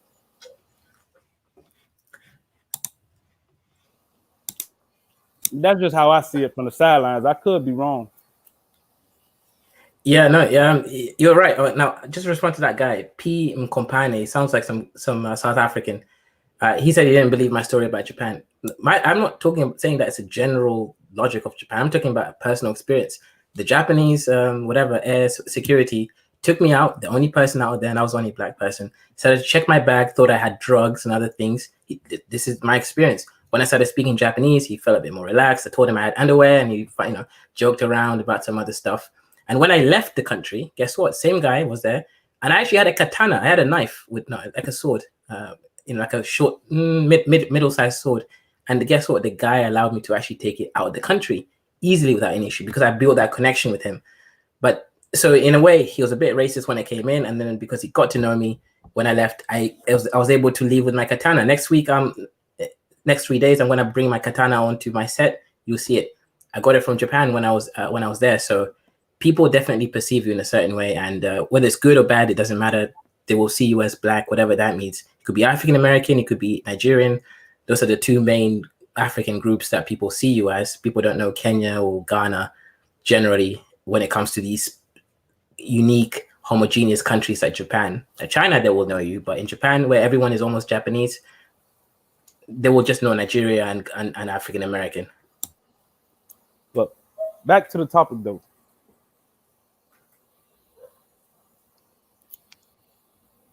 Yeah, so back to the topic. Yeah, so I the reason why I asked about the whole unity thing was because again, there are some people in this comment section that's saying this chat makes it sound like Africans don't want to get along, the Africans don't want to do projects together, and it's like I'm pretty sure if you watch this channel, right, especially if you watch the Ghana versus Nigeria segments, I don't do that. Like some people think I do it as like serious, but I'm also doing it in a way to show that there are tensions going on in different parts of West Africa. So whenever I make a video about, oh, Ghana's advancing, Ghana's doing great, I'm also not telling you that Ghana's getting upset that there's so many refugees that are coming to that country. I'm not telling you that, but that's what's happening. So when people talk about, oh, well, you guys are doing the no borders, no this, you guys are having these visas, you guys are having ECOWAS, all of these things are good. But at the same time, it's making, if you don't check certain things, people of that country are going to get mad. You know, if it's a free for all in certain things, people of that country are going to get upset. So I'm not trying to taint anyone's image, but I'm also saying at the same time that this can happen in any African country. It already happened in some, and it can happen in West Africa as well. So you guys should pay attention to that. Now, I'm gonna go ahead and add Quiz C and see what he has to say about this. Kwesi is a true Pan-African. No, he's not. Panacan. He's Ghana for Ghanaians only. Yeah. Can you guys hear me now? Because I'm using a different device. Yes, we can. Yep. I can hear you at least. Yeah. Because my other phone, you guys couldn't hear me, so I had to come off in it. Yeah. Just in regards to what you guys have been talking about, different shows. I had Kaiser and Josie's argument, and I also heard a lot of stance on you. I think Africa is a very, very interesting place, isn't it? I think Ghana is taking too much of a stance with this whole year of return. You feel me? We are not the only country that participated in selling people. You feel me? Everybody. Sorry, can you say that again? We are not the only Empower Ghana. Black women. Where is she? But Huh? that's a different topic though. I think if you're talking about like Pan-Africanism and what's going on now, like no, everybody knows that slaves came from Benin, Togo, all these other places. Like that's a different subject, and it's like it's almost counterproductive to what it seems the Ghanaian government is trying to do. Like you don't seem to get the big picture by making those type of statements. Like we understand other countries are Nigerians had slave ports, you know what I mean? Like we understand it. But I think what Ghana's trying to do by accepting their role in it is open up their economy and bring back a whole different, and almost make atonement for what happened. So, I mean, to say that they wasn't like the whole world, no, Ghana wasn't the only place that sold slaves. Kenya sold slaves, you know what I mean? Like all these other places participated. But Ghana's setting precedents by being the one country in Africa that made us make atonement for it and welcome back the diaspora that came back and trying to facilitate some type of whatever it is they got going on, where it be opening up for investments to them or just making them feel at home so that they can come back and spend their retirement money or whatever it may be. So it's a bigger picture at play, but I think people keep on, but it just seemed like short-sighted to just keep on harping on, oh, Ghana wasn't the only one that sold slaves. Like, duh, we all know that. Yeah, okay, let me continue. Can I say something really quick? Yeah, go on, Mr. Nice. Yeah, I just wanted to mention about the Kenya part. Like, no African Americans came from Kenya. All of them, like, they did say slave, but not. We talking about slaves though, slaves. How many Kenyan slaves went to the Arabs or whatever? It still was the slave trade. The Kenyans were involved in the Trans-Sahara slave trade. The Kenyans and East Africans sold slaves to Arabs. Yeah, actually, unfortunately, just again, I want to make sure we're all accurate. And the Kenyans sold Tanzanians mostly to the slave trade. That was the unfortunate. The Swahili people were sold into slave trade, and the Tanzanians, the Zanzibar people. It's unfortunate, and I apologize to anyone who is of Swahili descent or Zanzibarian descent that my people, the Buganda people, sold people into slavery. I apologize that, and I want to make it very clear that I am sorry for my ancestors partaking in the slave trade. We were colonized. Our colonial mentality, we sold them to the Portuguese and the Arabs, and I apologize. So yeah, that's what I was trying to say. That's all I was trying to make it sure, like, no African American came from Kenya. So that's brother, all. we know that, brother. That's why most African Americans not going to Kenya. But, no, I'm just saying, like, most people don't know. If you say that, most people will think differently. That's the thing. I never met an African American that believe he descended from Kenyan roots. You notice they all going to Gambia, Ghana, and everything. Like, no, you're right. But I'm saying a lot of people. If you mention that, a lot of people don't know that though. All right, brother. Yeah, most of the East Africans are in India, like what they call the cities. Those are mostly Tanzanian and Ethiopian descent, who were sold by the Kenyans. It's really wrong. Sorry, guys. Can we please let the person who is talking finish his point at least before we interrupt? I thank you guys for letting us know that, because I had no idea that. Thank you very much. But like, can we let Chrissy finish his statement, please? I wanted to continue on what Mr. Nye said. When US soldiers went into Iraq, they were shocked how many African descendants they saw in Iraq. 1 million in the Iraqi capital alone, or in and around the Iraqi capital. All descendants of Black East Africans. They're in Yemen, India, the Sidis people in India. All of them are descendants of Black East Africans sold off.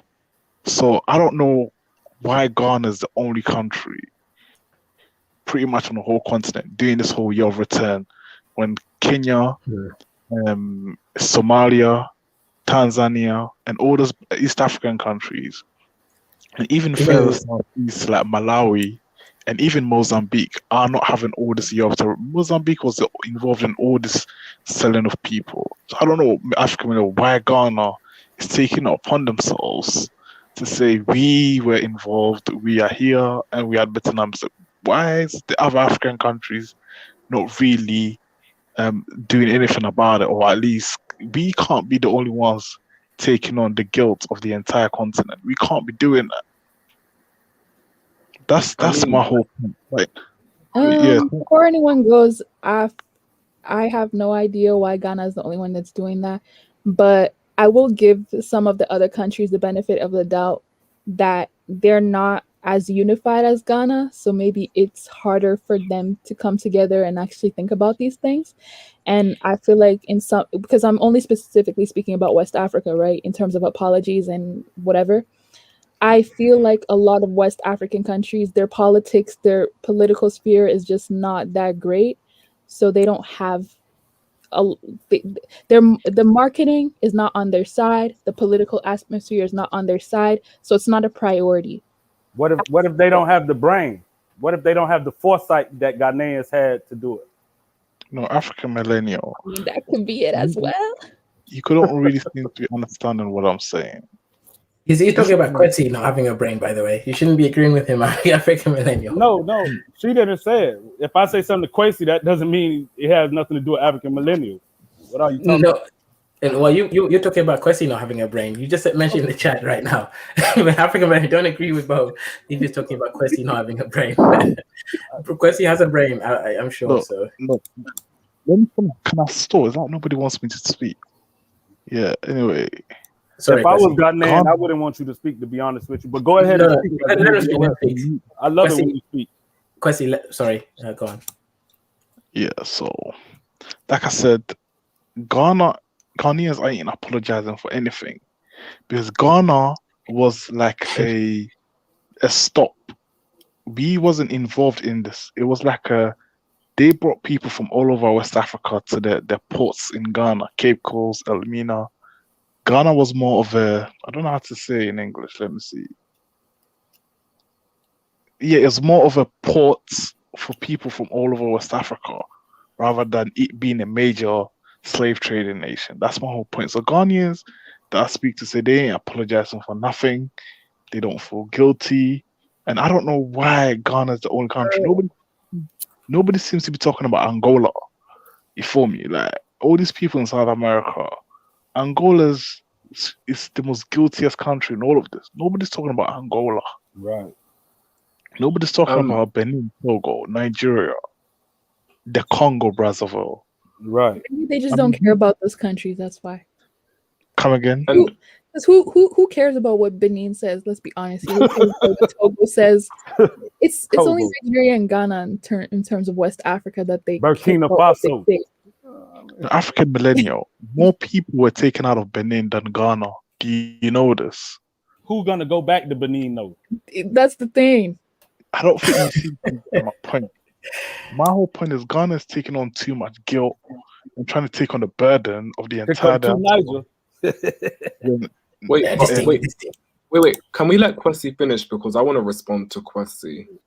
Yeah. Yeah, go on. Let Ghana is taking the burden of the entire continent, saying, you know what, everyone come in, we are guilty, we did this.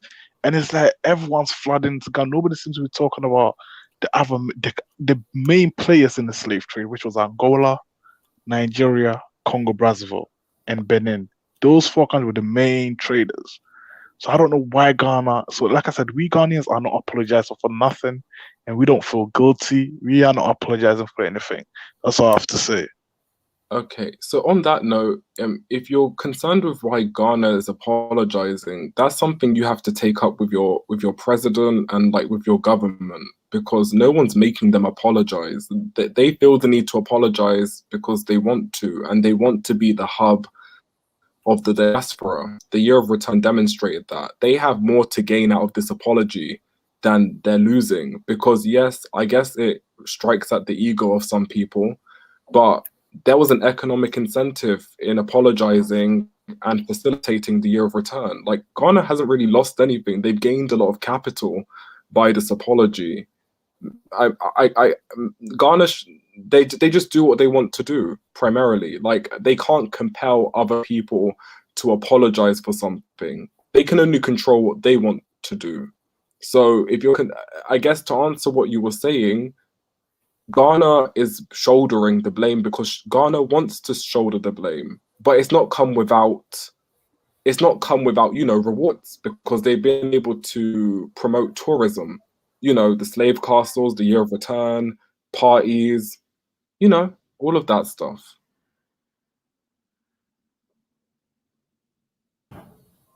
Would Kwesi be talking about Ghana right now if not for the year of return? True. No, I don't think it would even be brought up as much. Yeah. No, but see, that's why I want to apologize before. There's no year return in Kenya, but I want to apologize to every city in India, to every Yemenis who was sold as a slave, to every Saudi Arabian who was sold as a slave from Tanzania and Zanzibar area, and also the Oromos of Ethiopia. I apologize for any partaking of any of the Wanga and Buganda people selling slavery. Hey, bro, you coming across real like condescending and sarcastic on a real like kind of like serious topic, like it really what do you that mean? funny. It's not really that funny though, bro. Wait, is anyone laughing, bro? I'm talking about apologizing to people. Yeah, I feel you though. Yeah, no, I'm just apologizing. It's not about anything else, because I want to make sure it's here on paper before any Kenyans start doing any year of return that I apologize. I apologize. 2035. Wait, can I ask a question, please? Is Kaizo's dad Buganda? Waganda? I think his mom is Buganda. No, that's my mom's side of the family. All right. Nice to get that cleared up. Millennial. Does anyone You have don't to reply can before TVS or say one- Can I reply? can I say one thing? okay, Quissy and then Mr. Nice, please. Okay, one, you don't hear Britain, France, and Spain apologizing. You don't hear them even admitting they're wrong. And the actual descendants of slaves do not have any smoke for white people. I've lived with them in the UK. They have no smoke for white people. They have no Hey, he smoke. turning this into like some xenophobic type. I'm just people No, xenophobic type undertones and just counterproductive. Like, there's nothing to be productive. Britain ain't apologizing. France ain't apologizing. Spain ain't apologizing. Portugal ain't apologizing. You fool me? right. The diaspora in South America and that they But don't have. Ghana did apologize though, so get over it. No, Ghana ain't apologizing for nothing. You don't It's really too see. late. Okay, Quissy. All right, thank you. We're gonna let Mr. Nice. Sorry, Mr. Nice. You can go ahead, please. Yeah. I think Ghana's making a lot of money from it anyway, so they're doing what the best for the country, and I don't blame them if they will try to make money from it. And do I think they do it for Pan African? I don't think so. But I think it's about money, and they're making the money. I also feel like a lot of East Africans don't care about it. That's what they have been mentioning. They do teach about it. It happened, but what I've seen, but I don't think East Africans really care that much about it. And I think they try and do their own thing and try to unite their own countries to move forward. Right. Ogini, you can go ahead. Thank you. Yeah, I was going to reply to Kwesi. So, Kwesi, the reason Ghana is having to bear all this burden of responsibility on them is because they put it on themselves, if you know what I'm saying.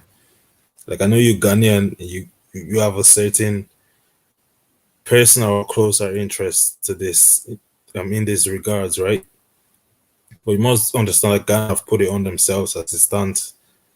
Like, they were the one that invited diaspora back home for pretty much economic incentives. You get what I'm saying?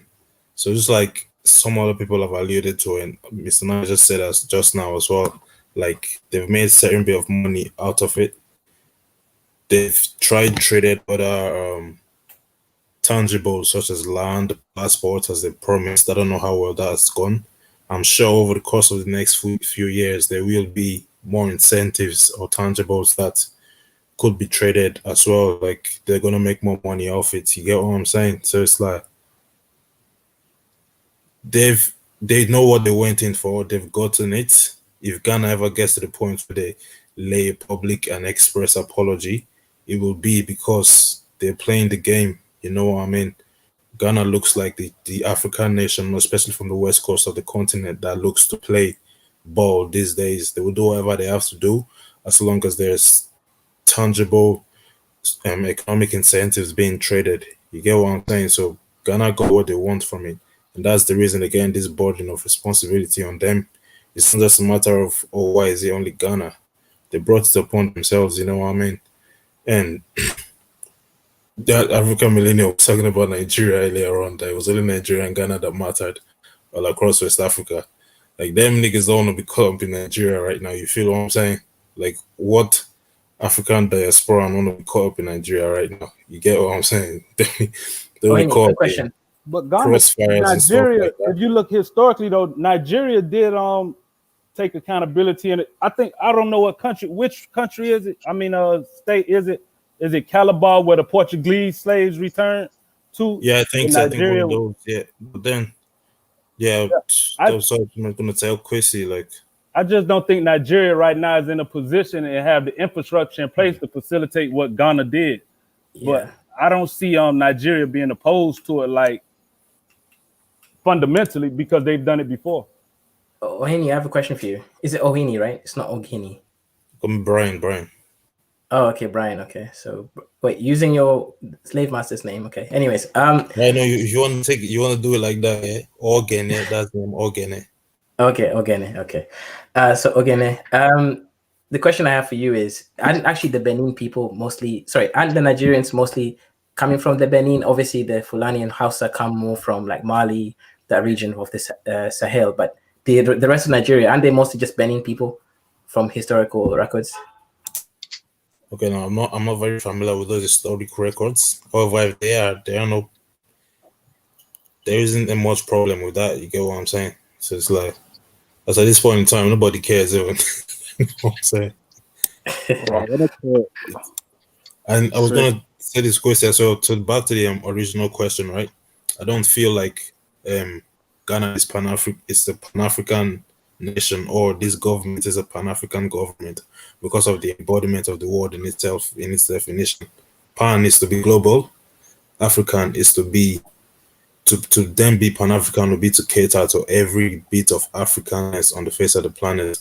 And Ghana is not even catering to their West African neighbors. They have clearly picked a segment of people to cater to, which is one of the most business identifiers ever. If you want to be able to tell if they're after business or after actually spiritually or emotionally connection, whatever, this is one of the best ways to figure it out. It's like one of the best determinants for business.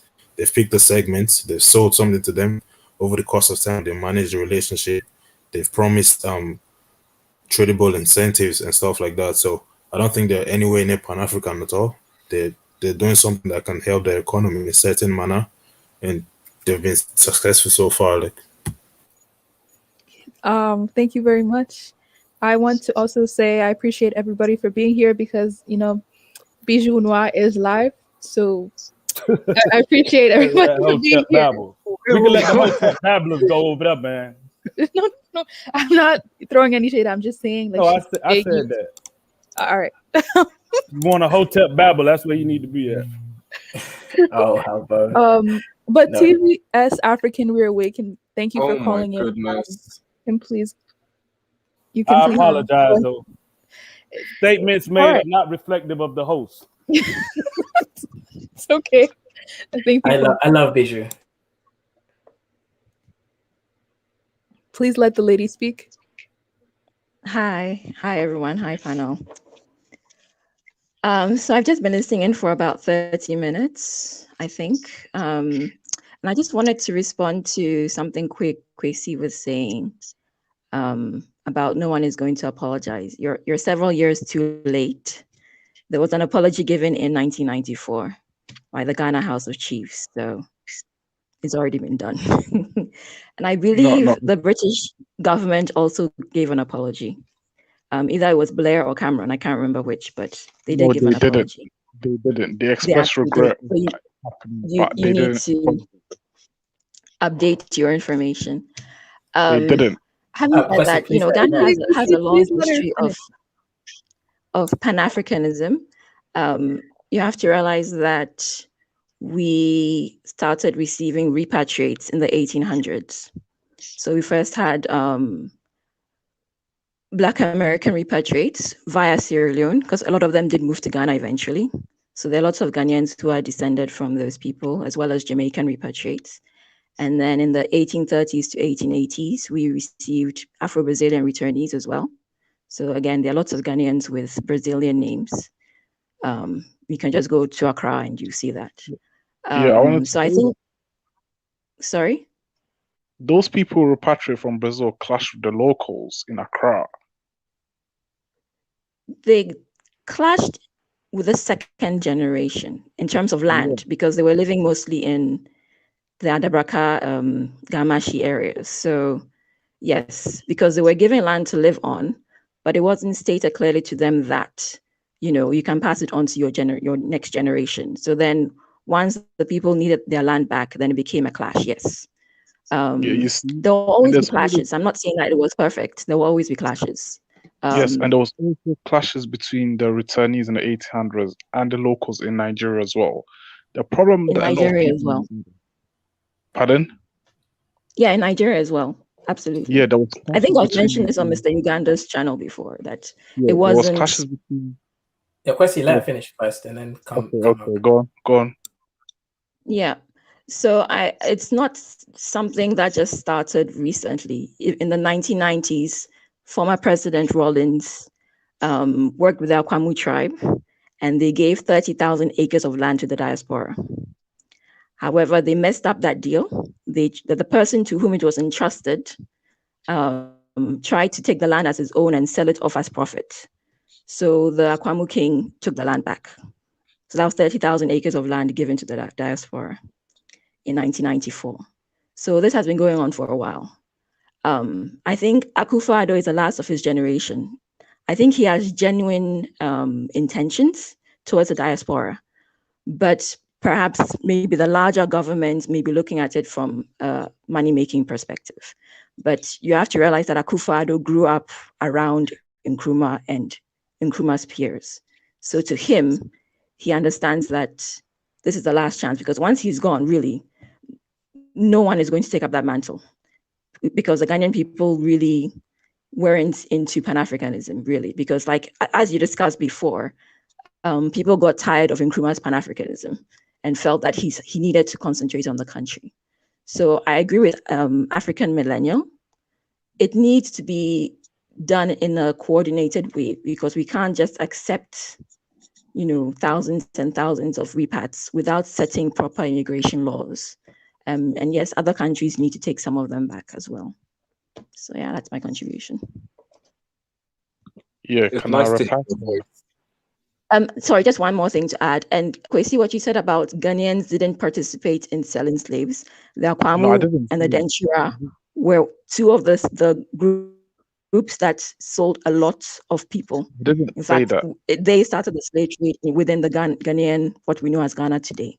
No, And they that's not sold a what lot of Ga people who were sent to what is now the US Virgin Islands. So you need to study your history. Boo hoo hoo. Basically, what I was basically trying to say is that Ghana was a small player when Ghana was compared not to a small player. compared to other countries like Nigeria, Angola. 90% of the slaves went to South America, and most of them were taken from Angola. Compared to countries like That's Angola, Benin, Togo, Nigeria, Congo, Brazzaville, Ghana was a small player. That was my point. Okay. I think in terms of numbers, yes. In terms of the numbers that went out of Angola, Mozambique, because the Portuguese took the most, and the majority of slaves were taken to Brazil and South America. That's true. Absolutely. Yes, so how But come we Angola remember, didn't return Angola? Kosi, come on. So I'm wait, just asking a question, innit? We gotta ask the Angolan president out why of they the about 100 or so. Sorry. so and wait, so Angola should collaborate Hello? with Brazil in that case, right? Yes, TVS, are you there? Yeah, I didn't hear what you said. Oh no, I was just replying to Kwesi. Okay. I was just saying, come on. So TVS to TVS African Reawakened though. In regards to the Pan African thing, and this to the old panel as well, but she seems to be more keen on the opposite thing. You get what I'm saying? Or maybe not, but in regards to the I'm Pan not. African I'm saying thing, that the apology has already been given, whether okay. we like it or Okay, not. okay, then this question could be open to the panel as well. Like how significant or important is an apology in to move forward as a people, as a group of people, Very either important. it be on the continent or all across the face of the planet as black people. How important is it that we start running around and giving ourselves apologies here and there? Unfortunately, we only have one diaspora on the panel, and he doesn't seem the type that is really emotional about apologies. But I've heard speaking to other diaspora that they need an apology, and the other side said they don't really care And what was the reason they need it? for closure to move forward and to show intention that you're serious about your apology. We ain't go into detail about the significance. I'm sure other people here will be able to answer that as well. Like, I mean, the significance is contingent on the person who wants the apology. Like,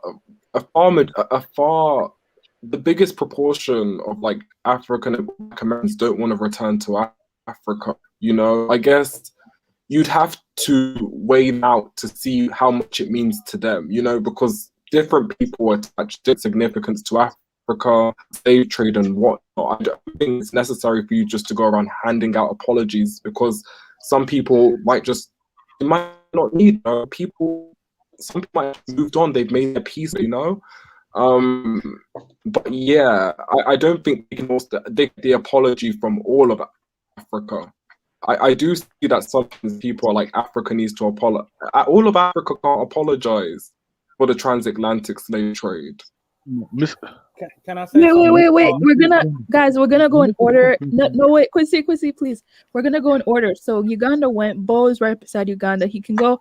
Then you can go. Then Josie Gold, Kaizo, TBS, Mr. Nice. Thank you. You know, sometimes, see, Pan-Africanism is a weird rabbit hole to go down, right?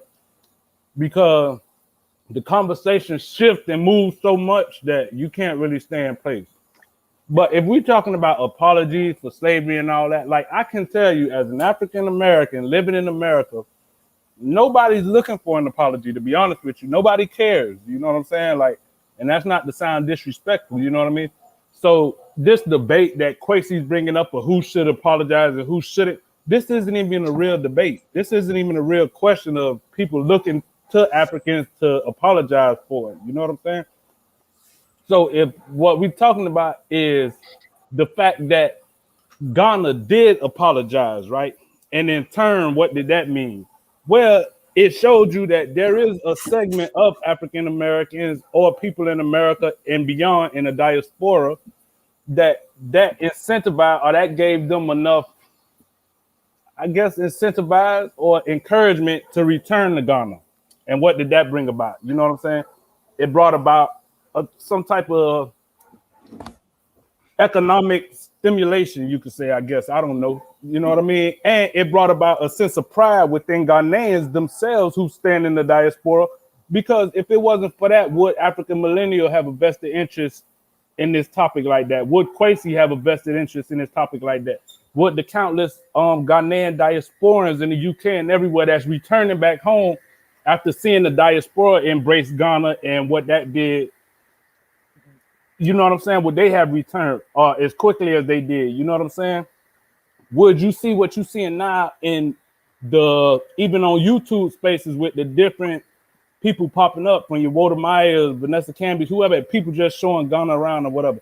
You know what I'm saying? So about who's apologized, like, I feel like them just such topics not even worth talking about when there's bigger things that could be discussed within Pan-Africanism, but by Pan-Africanism being such a flawed ideology, I think we miss the gems within it, or for specific situations, you know what I'm saying? And concentrate on that instead of talking about stuff that doesn't matter. Like, Black Americans don't care if Togo apologizes. Like, Togo could apologize and nobody would even know. Because even if they do apologize, we're not going to go to Togo. We're not going to migrate en masse to Burkina Faso if Burkina Faso apologizes. You know what I'm saying? So, like, let's be real about what we're talking about. Oui, vraiment. Thank you. Thank you very much. Kwesi, you can respond. Someone said I wouldn't mind a monetary apology. FBA, we're working on that. Kwesi, please go ahead. Yeah, I had to unmute my mic. From everyone's contribution here is valid.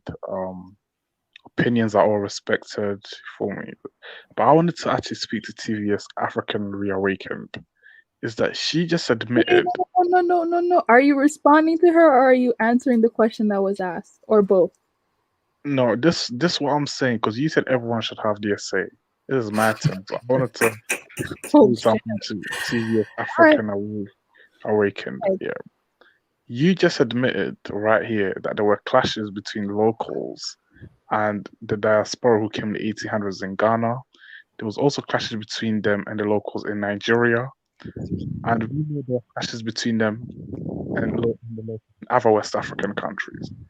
Yet you are saying they should come don't you think there's going to be clashes? If you look at Asabu, for example, where the land has been given to them, you look at the land has been given to them. There's a lot of people in that village or town, wherever it is, who don't have land.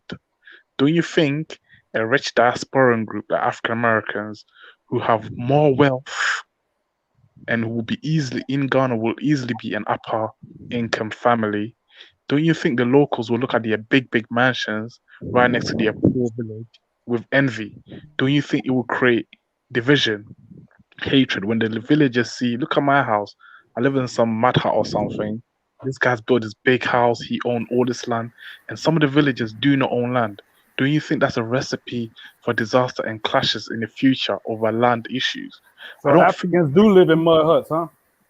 No, let me finish. And I'm not saying live. I'm just giving an example, just to paint the difference between poor and rich, and just to give Yeah, people a the picture. mud hut. Do you think TV's African reality that the people in the village who don't have much, especially the young men and young women, or people in general who don't have much, see these rich diasporans from the United States living in big houses and owning vast lands, which they do now, and a lot of them don't even own land.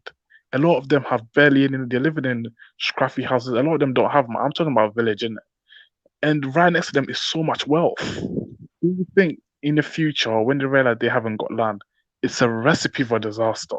That is my point. Like you said, they clash with the locals in 3 or 4 African countries. You know this, we all know this. And Asebo is an example of a disaster waiting to happen. Don't you think? What is your take on that? Or you think I'm exaggerating? I absolutely agree. That's why I said it needs to be controlled, if you recall, that I'm not for this free for all for anyone to come in just, at any time. It needs to be controlled and quotas need to be set, and that the repatriates need to be distributed over a number of countries. I mentioned the Fihankra scandal, where 30,000 acres were given to the diaspora, and, it created problems. People were even murdered over that. That's a fact. People were murdered over that because the locals felt that they were misusing the land, and that this was community land, which was given to them for a purpose, for community development, and they didn't do that. They were keeping the land for their private gain. So people were murdered over that, right? In 2008 or so, 2009. So I absolutely agree. I don't believe that land should be given to essentially foreigners when there are Ghanaians who don't own land. Why didn't the chief give the land to his local people to use? So I have reservations about it. I'm not saying that I don't have reservations about it. I'm just saying that I believe Akufo-Addo's intentions are pure, if not his entire government. That's what I'm saying. But as someone who has relatives who are descendants of both Black Americans and Afro-Brazilians, as well as Europeans and everything else, there were good parts to the repatriation and bad parts. If it's controlled and there are proper laws set in place to protect the local population, then yes, it should go ahead. But if, in Ghana, we always wait for things to happen before we decide to react and have laws to deal with a problem. Yes, we've had issues with immigrants in Ghana. In Ghana, we always wait for... Is the playback stop? Yeah. Josie Gold or Kaiser, did you guys have anything to say in regards to anything that was mentioned previously? Yep. I'll let the Not ancient anything African go mentioned. first. Yeah, can I talk? Yeah, Yes. you can go first. Yeah, look, as far as what's been said, no, but I just wanted to repeat what I said earlier. For me, it's in my best interest, maybe because I'm the only person on this panel who's on the continent. It's in my best interest for everyone, for every country on the continent to do well. Because if something bad happens also, it will affect me. That's why I care. Some people might not like that I'm saying that, but it's true. And for me, I think another thing that I've noticed is that as Africans, we don't really know much about each other and each other's experiences. So I think we should learn more about each other. And then two, most importantly, people want to be associated with something that benefits them. Pan-Africanism doesn't benefit anyone. But what we could do is leverage what we have underground, which is our resources. What can we do there? Is there a way that we can, I don't know, like we have most of the world's resources. I'm not saying I have the answer, but is there a way we could come together to like at least set the prices of our resources? Something tangible. Because the people I make money with, I'm nice to. And I want to be around them. I want to know more about them. And I think for me, that is the key. Yeah, thank you. No, look, it appears to me a lot of people are not getting it. If you look at their Brother, can we keep it moving? Can we not go backward? Can we keep it moving? clashes, Mr. Uganda, if you look at the Asebu land issue, a lot of people from Asebu in the UK are saying their land has been taken by the chief and given to diaspora. So a lot of them are headed back to Ghana to claim their land back. A lot of Asebus in UK and other parts of the world Brother, are we saying, heard hold on. we heard you the first time you said it. You're not saying but- nothing new. We No, heard you did hear us say there were clashes and murders in 2008. You heard it, we all heard it. Now that was just a warm up of what's to come. That's all I have to say. Thank you very much. I definitely appreciate your opinion. Kaiser, did you have anything to add in regards to all of that? Any of that?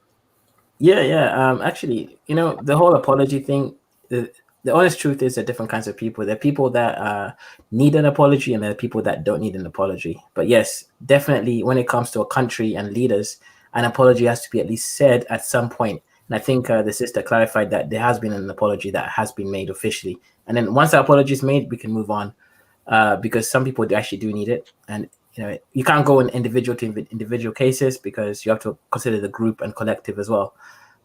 When it comes to obviously Ghana, it's an interesting country because I'm going to be there soon in November for some personal reasons. But yeah, yeah, it's gonna be lit. So it's gonna be interesting. But when it comes to, for example, Josie Gold mentioned that a lot of Africans don't know the history of other Africans. This is generally the case. For example, he probably didn't know about the fact that the San people were actually the original East Africans before the Bantus and the Cushitic people pushed them down all the way down south. And in fact, he's a Bantu, right? Because he's South African. That means he's at least part of what I am. So Ubantu, we're the original people of the world. So yeah, Josie Gold, I respect you, man. You're one of us. So with all that said, I do think basically we got to consider human dignity. Everyone wants different things, and yeah, apologies have to be made because a lot of Africans want to jump around and find excuses to not apologize for the fact that their ancestors took part in a horrific event. I've apologized, and I don't need to apologize because people don't tend to know about the Kenyans involved and whatever in this kind of event. So I think it's just good to apologize, let it go. But with that said, I'm also an accurate guy. So when it comes to accuracy, it gets a bit messy because basically with the let's say the Eidos Americans, or as an example, a lot of their ancestors are actually obviously the Ghanaians and Nigerians today. Meaning, the logic here is basically that a lot of them would have sold each other into slavery as well. So would they need to also apologize? When you're so mixed and you have different ancestry. Can we get past this apology and like just this like it just seems like we stagnated in a certain conversation that's not even relevant. Yeah, we will. So yeah, that's my point made. What I apologize, my people didn't sell each other, so that's not even a hypothetical question that's even worth talking about. That's over with. That's done with. Like, no. Look, a lot of people don't really listen. Can we, Mr. Nice guy? Who's next, man? Apologize for what? Mr. Nice, Ogini. Who's next? The people that were sold were the ones that were supposed to be sold. Hey, so can I say this? Thank you. Mr. Nice, you can go ahead. Wait. Because did you say the people that were sold are the ones supposed to be sold? Hey, can we stop with the stupidity though? Like, Mr. Nice, please go ahead. So what? So my question is, where's the conversation going? That's why, because there's a lot of topics. Exactly. So, we going into Hotep Babel and stupidity. Like we were supposed to be in the Ghanaian model of Pan-Africanism, and what does it mean and what's going on, the economic benefits of it or whatever. Instead we start talking about why doesn't Burkina Faso apologize for slavery or some other non-irrelevant type of topic. You know what I'm saying? No, I said the people Listen, brother, we heard you, brother. We heard you. the ones that were supposed to be sold. I heard you, All right, brother. Chrissy, okay, can I ask you a question, Chrissy? And I don't think you've But the actually fact answered is, though, we already know what Kwesi stands. Like, I don't want to bring it up because it's not really a topic of discussion. But we already know what Kwesi stands. Kwesi has released his videos about Jamaicans and one bullet, one slave, and all the other stuff. So we know where he stands. So sitting up here entertaining this stuff as if we don't know where he's going with this is kind of disingenuous. No, I was gonna ask him a legitimate question about Pan-Africanism as it pertains to Ghana. Kwesi, I never asked you, do you think Ghana's Pan-African?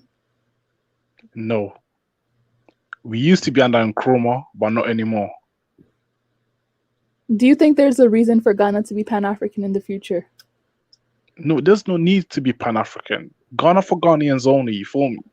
Like, if you think about it, why should we care about others at the moment? We should, like Mr. Nine said, we should concentrate on building Ghana first. The president of Ghana should concentrate on Ghanaians first. I don't know why he's saying the diaspora this and that. No, fix Ghana, fix the roads, fix the education system, fix the healthcare system, create jobs for the young people. Well, this is the problem that I have with some Ghanaians. You can't. I have some Ghanaians that will say, some Ghanaians will say that it is Pan-African and it's doing what it needs to do, and then some Ghanaians will say that it's not. We can't even agree on that. In terms of, obviously, what the Akufo-Addo is doing is obviously Pan-African. If he's saying people should come back to Ghana, that is obviously Pan-African. But like I said, most Ghanaians on the ground don't agree with what he's doing. With this whole year of return, you can just come into Ghana, be one of us. A lot of people on the ground in Ghana don't agree with it. It's just him living in Kukuland, coming up with all these ideas that nobody in Ghana really cares about. That's my point. You feel me? And a lot of people said, "Oh, apologize." Apologize for what? The people we sold were the ones that were supposed to be sold. So there's no apology from the normal average Ghanaian. Oh, you heard that? We heard that. You said that before. Thank you. Did TVS African Reawakened have anything to say in regards to that? In regards to the apology? No, not the apology. No. In regards to what then? The economic upside of what you see going on in Ghana as it relates to the diaspora returning and whatnot. Well, like I said before, there are risks involved. It's not going to be, all rainbows and parties. There is the risk of, yes, creating a separate class of people, because when if we are honest, I've noticed over the years since the 90s with repats that they tend to want to only associate with themselves. They create sort of cliques and groups where they are only amongst themselves and they want to live amongst themselves. And I've seen it even with a new crop of repats that they want to create their own communities. That could create potential. So you say that the African Americans want to recolonize Ghana? Can I ask you a question, ma'am? Ma'am, can I ask you a question? We understand that aspect of it though, but from the perspective of Ghanaians in the diaspora returning from the UK or whatever, do you see that same pattern outside of their family members? Whereas the ones that return from the UK, the US, Canada, whereas they create their own little enclaves too, which may only include their immediate family and whatnot? Not necessarily, no. No. Yeah, sister, the thing is actually not wrong, because I've been going down Ghana. So my sister is actually getting married to a Ghanaian, and with our group of friends, I'm not gonna lie, they tend to live in certain areas. They tend to live in certain kind of lavish lifestyles, and you're not wrong there. There is the danger that basically, and this is again nothing to do with African Americans. This is to do with any diaspora, and anyone who's from the diaspora. here's the concerns of the native Africans is this, right? And I'm including myself in here as a so-called diasporan. When the diasporans leave the country, they obviously generally amass more wealth. Because they amass more wealth, they also have a different lifestyle. They've seen more YouTube videos, they've seen more movies, they have a large experience of life.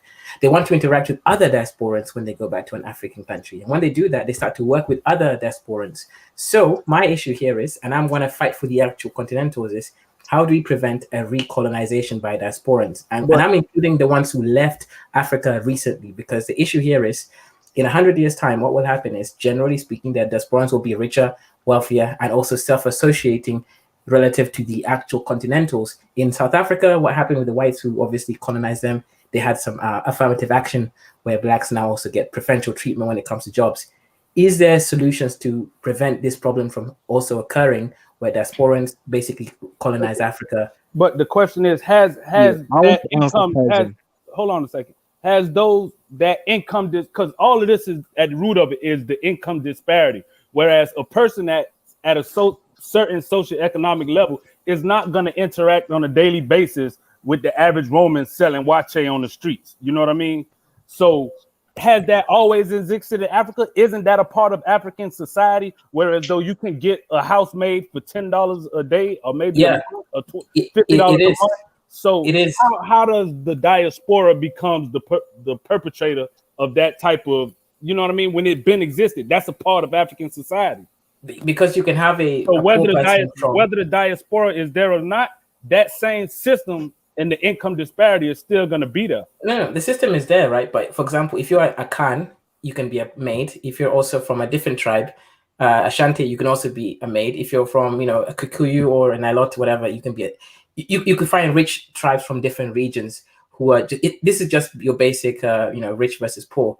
But when it comes to the diaspora, there is a strong networking of diasporans that's going to be exponentially much richer than the typical African. There's going to be 100% in 100 years time, if diasporans, and I'm including myself in there, keep going back, there's going to be a huge recolonization of Africa, where the continentals feel that we're basically colonizing them, and we're a lot richer, we have a lot more wealth than they do. And unless we find a way to make sure that this doesn't happen, we share it, make sure that everyone employs a certain number. We're going to do what we're going to have to do what South Africa did, and have some kind of affirmative actions when it comes to hiring and practices, so that it's not just the diaspora isn't taking up jobs in Africa as it is now, because for one, the pay rate in Ghana is laughable leaving the West. So you're not going to leave America to take jobs from Africans in Africa at maybe a tenth of what you'll make in America. Okay, so okay, so for example, I actually do employ Africans, and I actually pay them. For example, I employ a Zambian and also an Ethiopian. And you paying them Western rates? Are you paying exactly? Them I pay them $200 a day for the job that they do. 100%, they get paid exactly. In fact, the Ethiopian girl gets paid even more technically than the Western rate, because she's the best. Yeah, I'm going to make sure that keeps constant, because I have different reasons. It's a bit more Machiavellian, but yeah, I don't want to involve myself in this whole, because I've had issues when I pay them low wages and they actually just scam me anyway. So I just decided to just pay them a good deal. I don't believe that. I can show you my receipts if you want. In fact, I can do my live video in a couple of days. I'll show you my receipts. I 100% pay them the same wage as everyone else. Okay. Yeah. And how would you be able to scale that in the business? No, I won't be able to scale it. This is just for the initial people that are in my company. That's the thing. So you can't scale it. So you know what I mean? So then it's like, if the few people who you associate with on a small scale, you able to pay them a certain thing. But as far as making collective change in the country on a macro level, you won't be able to scale that to start paying Ghanaian workers the equivalent of what they would make in Ghana. That doesn't even make sense. You're right. I couldn't do that. But what I'll do for those ones is I'll make sure that they definitely pay far more than what the average pay in Ghana is, or Ethiopia, whatever it is. So, but again, you're right. Yeah. For now, yes, the initial people, I pay them the same. But as I scale it up, I'll start to obviously reduce the pay, but I will never go down to the actual local level, because I don't think that's fair treatment of them across time. Yeah, so I think the point that was noted was for long term. Obviously, it's not something that's going to happen anytime soon. but mostly a long term. If you do have diaspora only towns or diaspora only establishments in which they will most likely hire diaspora, it'll be like another class that will most connect with themselves. But I do That's a think they that bad already idea. exist though? That's the thing. That classism already exists within Africa. So pretend as if this is a problem unique to the diaspora is disingenuous. That's my only well, The point. it is a difference, problem Bo, in the diaspora. But Look, classism do exist can I in go ahead? Africa though. Yes. in my opinion, if you're coming back to It's Africa, TBS. TBS is going first. okay, go on.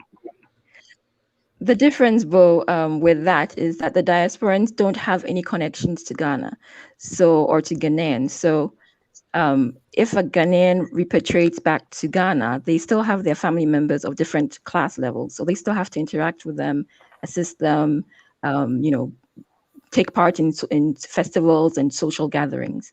The difference with the diaspora is that if they create their enclave, they don't necessarily have to um, engage with the locals. They can completely live in their enclave and not deal with locals at all. And that's the difference. Let me ask you a question. Do you believe that that's a problem that should only be addressed in Africa, or do you believe that's a problem just universally as human beings? So if an African immigrant was to immigrate to America, would he be demonized, or it by associating with primarily other African immigrants and creating his own little enclave in America where they feel comfortable and protected at? The difference is that the African would not have power. So even if they stayed within their little enclave, they don't have power in the US. They don't have power to change laws and things like that. So, and most of them wouldn't really even be interested because they're there just for a period of time to make money and go home. All right. The difference is that these repats are supposed to be coming back permanently. And, they're talking about running for office and other things. So that's where the issues come up. If you're So not going to associate with the locals, you're not going to learn the language. I've heard many Black Americans say, oh, well, it's too difficult to learn the language. You're not going to learn the language. You're isn't not the going to official learn any language English? customs. Sorry? Isn't the official language in Ghana English? The official language is English, but if you're living outside of the main city, then yes, you do need to learn a local language. And just to your point though about Africans not participating in the political process in America, that's disingenuous also. If you go to places in Maryland, in Texas, in Florida, there's many Nigerian Americans, many Ghanaian Americans running for political offices. They're becoming police, they're becoming judges, they're participating in the whole gambit of activities that entails being an American. So would you First of say all, that there are just, no absolutes. excuse me? Sorry, go ahead. So would you say that a Nigerian American immigrating to America is wrong for creating enclaves such as you see in like Maryland, where they have their own where they all congregated, they build their own churches where they go to church together. They move politically together by voting for mayors as a collective and other things like that. Is that wrong? I very much doubt that an enclave of Nigerian If Americans could vote a mayor Houston, into Texas, power ma'am. in a town. Houston, Sorry? Texas, ma'am. Houston, Texas, ma'am. Nigerians have political power within a lot of cities in America, right? Not to say whether it's right or wrong, but I'm saying using your same metrics, would you demonize them and say that they don't have the right if they come to America and pay into the system, pay taxes or whatever, that they don't have the right to vote for within their right or run for political offices if the laws allow them Well, to? I don't know what the law says in the US as regards, are you talking about immigrants or you're talking about first and second gen? It's all There's the a same thing. difference. If It's not the an same thing. African American has a child in Ghana and that child grows up and get Ghanaian citizenship and runs for political office, Then is that's that a a problem? Ghanaian citizen. That's a very different situation. That's a Ghanaian citizen. Okay, so I'm talking about an immigrant. I don't see any. But are African Americans running for political office in Ghana? Am I missing something? I'm not saying they are. African-American I'm become saying president in Ghana? we are looking forward because we are looking at the future, right? So it's not a But question of the what's future- happening now. It's a question of but the what is going to future would- happen in the future. But the future would mean that by that time, the future would mean by that time that it would be their children who are the Not ones that may be necessarily. running for political office.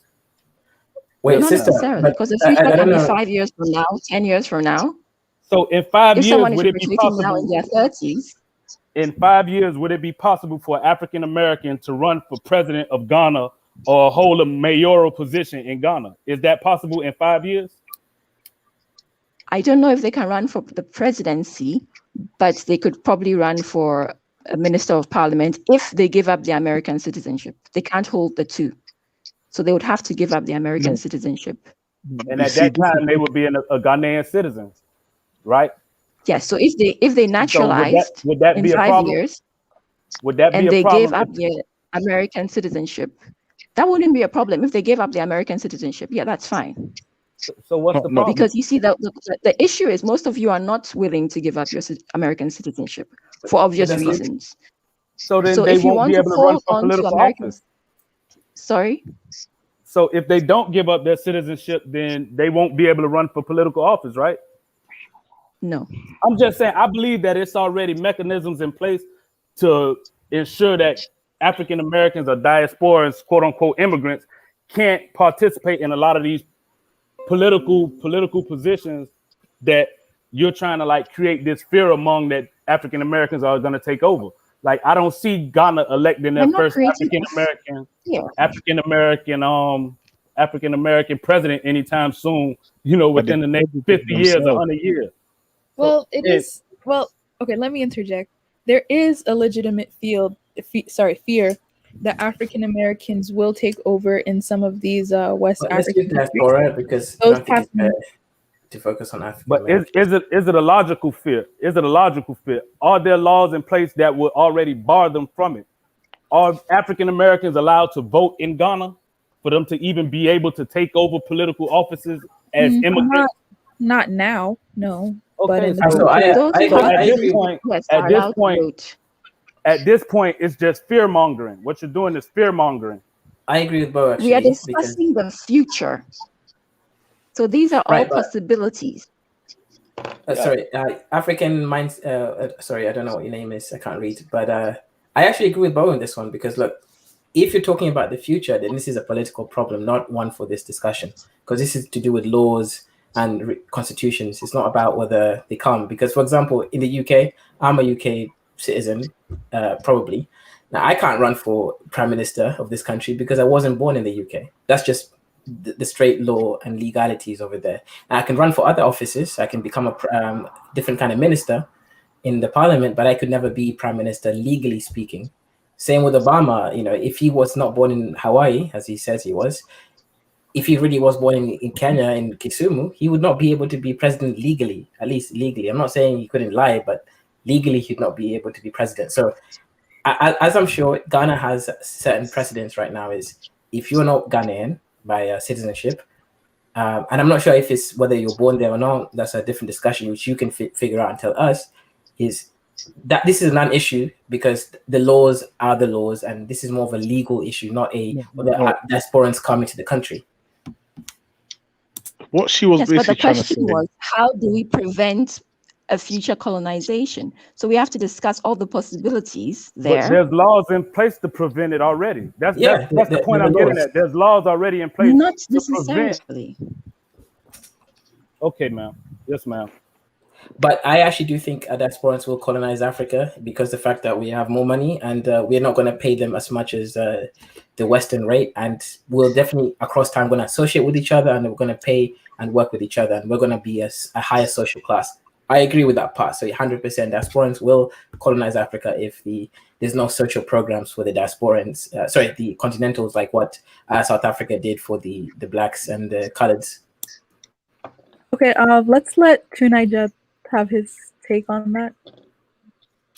All right, thanks for having me. Clearly, this panel is quite full, and the discussion.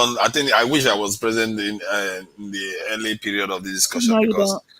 yes, I do, because I think as a lot of people have been sniping all over the place. Were you writing emails? You know what they say. You know what they say. Because the face of the moon is dim, the stars cast a carefree glitter. I think people are finding it easy to take snipes at fellow Africans because they feel like it's, somebody's down, and it's not nice. It's not pretty to see. You've got a PhD and you are coming out here for somebody that is talking about coming together with people, and you are just perpetrating some kind of a stereotype of a whole country. Okay, I Never, apologize. hold I on. apologize. I'm not happy. So Let me finish. don't reply. Let me finish, because you never bother to talk about how Nigerians outperform the Kenyans and all the East Africans in America, the UK, and all the other places. You never talk about all the accomplishments of Nigerians, but you just keep going on about this stereotype. It's not nice. And we're here talking about how we can get things together, and a grown man comes here and keep talking negative about another country. It's just not nice behavior. And also, regarding this thing, what do you call it? This year of return and apology requirement. Personally, the topic itself talks about whether Ghana is Pan-African.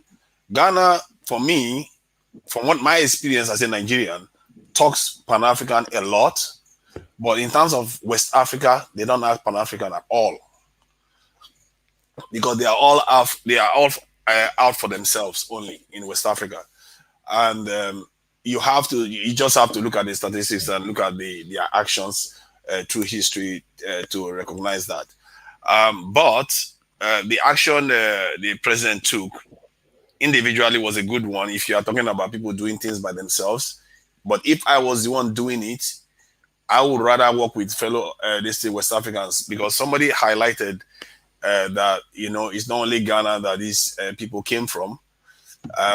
Maybe Ghana will be the spearhead, and the others will give Ghana his blessing to go ahead with it. But for Ghana to just do it single-handedly, completely separate from all the other West Africans, and maybe Angolans and all the rest, other places where people were sold, just seems emblematic of the issues we always have in Africa, where everybody is out for themselves and trying to outperform each other. Tomorrow, Nigeria will do their own, Sierra Leone will do its own. It's just, this is the kind of stuff we are trying to get past. We don't need this type of behavior, and that is the way, for me, that's my take on it. Regarding what the lady was saying about her fears about colonization, I really don't see that happening. I really don't see that. There are so many tripwires to prevent that from happening. And historically, I don't think it has. The Chinese had a lot of diaspora when the Chinese were rising, and I don't think the diaspora went over to China and decided to just dominate China. What you tend to find with the diaspora is that they tend to even remain there even more. They return, but by and large, they still have one leg in the countries where they come from, because they go to and fro. But they don't generally come home and dominate. Africa is a continent of 1.3 billion people. How many are in the diaspora? Maybe a couple of 100 million. Yeah, I don't see that happening, that they come over and just, because they are not all going to come over, that's for sure. And they are not going to come and dominate necessarily, because they still have catching up. Even if they have currency, and remember, the ones that have the resources. What about Liberia tonight? You're not being honest. Liberia happened where a few African American people came and they took over and they became the political elite and a social class. Small population. I was coming to that, because this also. What about Nigeria though? If you look at like other African countries, like even Ghana, for example, Nigerians occupy a certain sector within Ghana and Nigerians kind of like stick to themselves, like, so certain industries like the banking industry and whatnot, they say Nigerians run that over there. So why is it the focus on entirely African Americans? Like, it seems. No, you're mistaking me. I'm not saying that. See, African Americans have a right to do business. The point I was making is that even if they came in, it's not going to be colonization. But what I'm saying is, every ethnic group that comes into a country, especially if you get one coming from outside of the country, that your whole reasoning for calling them is because of for economic reasons, that they have money. Why would you look down upon them for coming at living a certain lifestyle that you know they're going to live anyway, because they got the money, and that's why you're attracted to them? Exactly. So I don't have any problem with people coming, but the use of the term colonization is specific. She's trying to say the African Americans will come in and really, really take over whole areas and basically start running the whole along with other country diaspora. along with other diaspora. See, the other diasporas, they are not going to. The impact is not as much. The ones from the Europe that actually left Africa recently, they are returning home. I don't think there's any issue with that one generally because many of them were born in Africa anyway. But that said, Do you there think it is would? Do you think it'd be best if just the broke African Americans return and the ones that just want to live in the village and you know what I mean? come on, I don't see. And find healing, and the investor class of African Americans that's affluent, they would be better off just staying in America See, for me, to, anyone to, that wants to to return keep is free down to any return. problems so that Okay. no problems will arise. So one question with what about Gambia, a country that only has less than 2 million people? Aha. Is it important to make sure that there is actually a quota on a place like that? Because literally, okay, if 500,000 African Americans and diasporans, I'm including the diasporans, so the Africans who left, if we go to Gambia, I'm also going Gambia soon. If we go to Gambia and there's a place where it's only 2 or so million people, that's going to be a huge impact, and that's definitely going to be a social divide in terms of economics. So would you put like some kind of intentionalities on small countries that has only a couple million people? I was coming to that because I was trying to say that nations, depending on the countries, it has to be tailored according to the size of the countries because sometimes the diaspora can prefer a specific country, and because they have friends, family members, that they decide to concentrate on those countries. And if the country is small, obviously the country has to respond accordingly. And this is why I was saying better to work, West African wide, because now you can spread it out. You can have a policy to spread the groups out, because you don't want them to concentrate on one country and dilute the culture of those people somehow, and the people start becoming resentful because the number has become so much that they feel like they don't recognize their country anymore.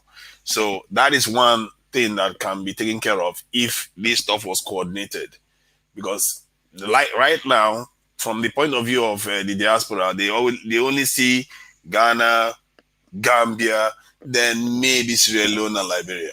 But Ghana and Gambia is all they see. And if they keep going back there, sooner or later, their numbers will get to a point whereby you start having issues. And and prices will start going up, all those sort of things. Then if the locals start feeling like, okay, this is not working for us anymore, then you could start having issues. I just think that people should coordinate these things a bit more. And that's it really. I think that is where my contribution will stop for now. Thank you. Yeah, sorry, Miss Millennial. Can I respond quickly to what Tunaja said in the beginning of his thing? Mm-hmm. Okay, thanks. Yeah, Tunaja, you are 100% right. I was perpetuating a stereotype that is not conducive for Pan-Africanism. Thank you.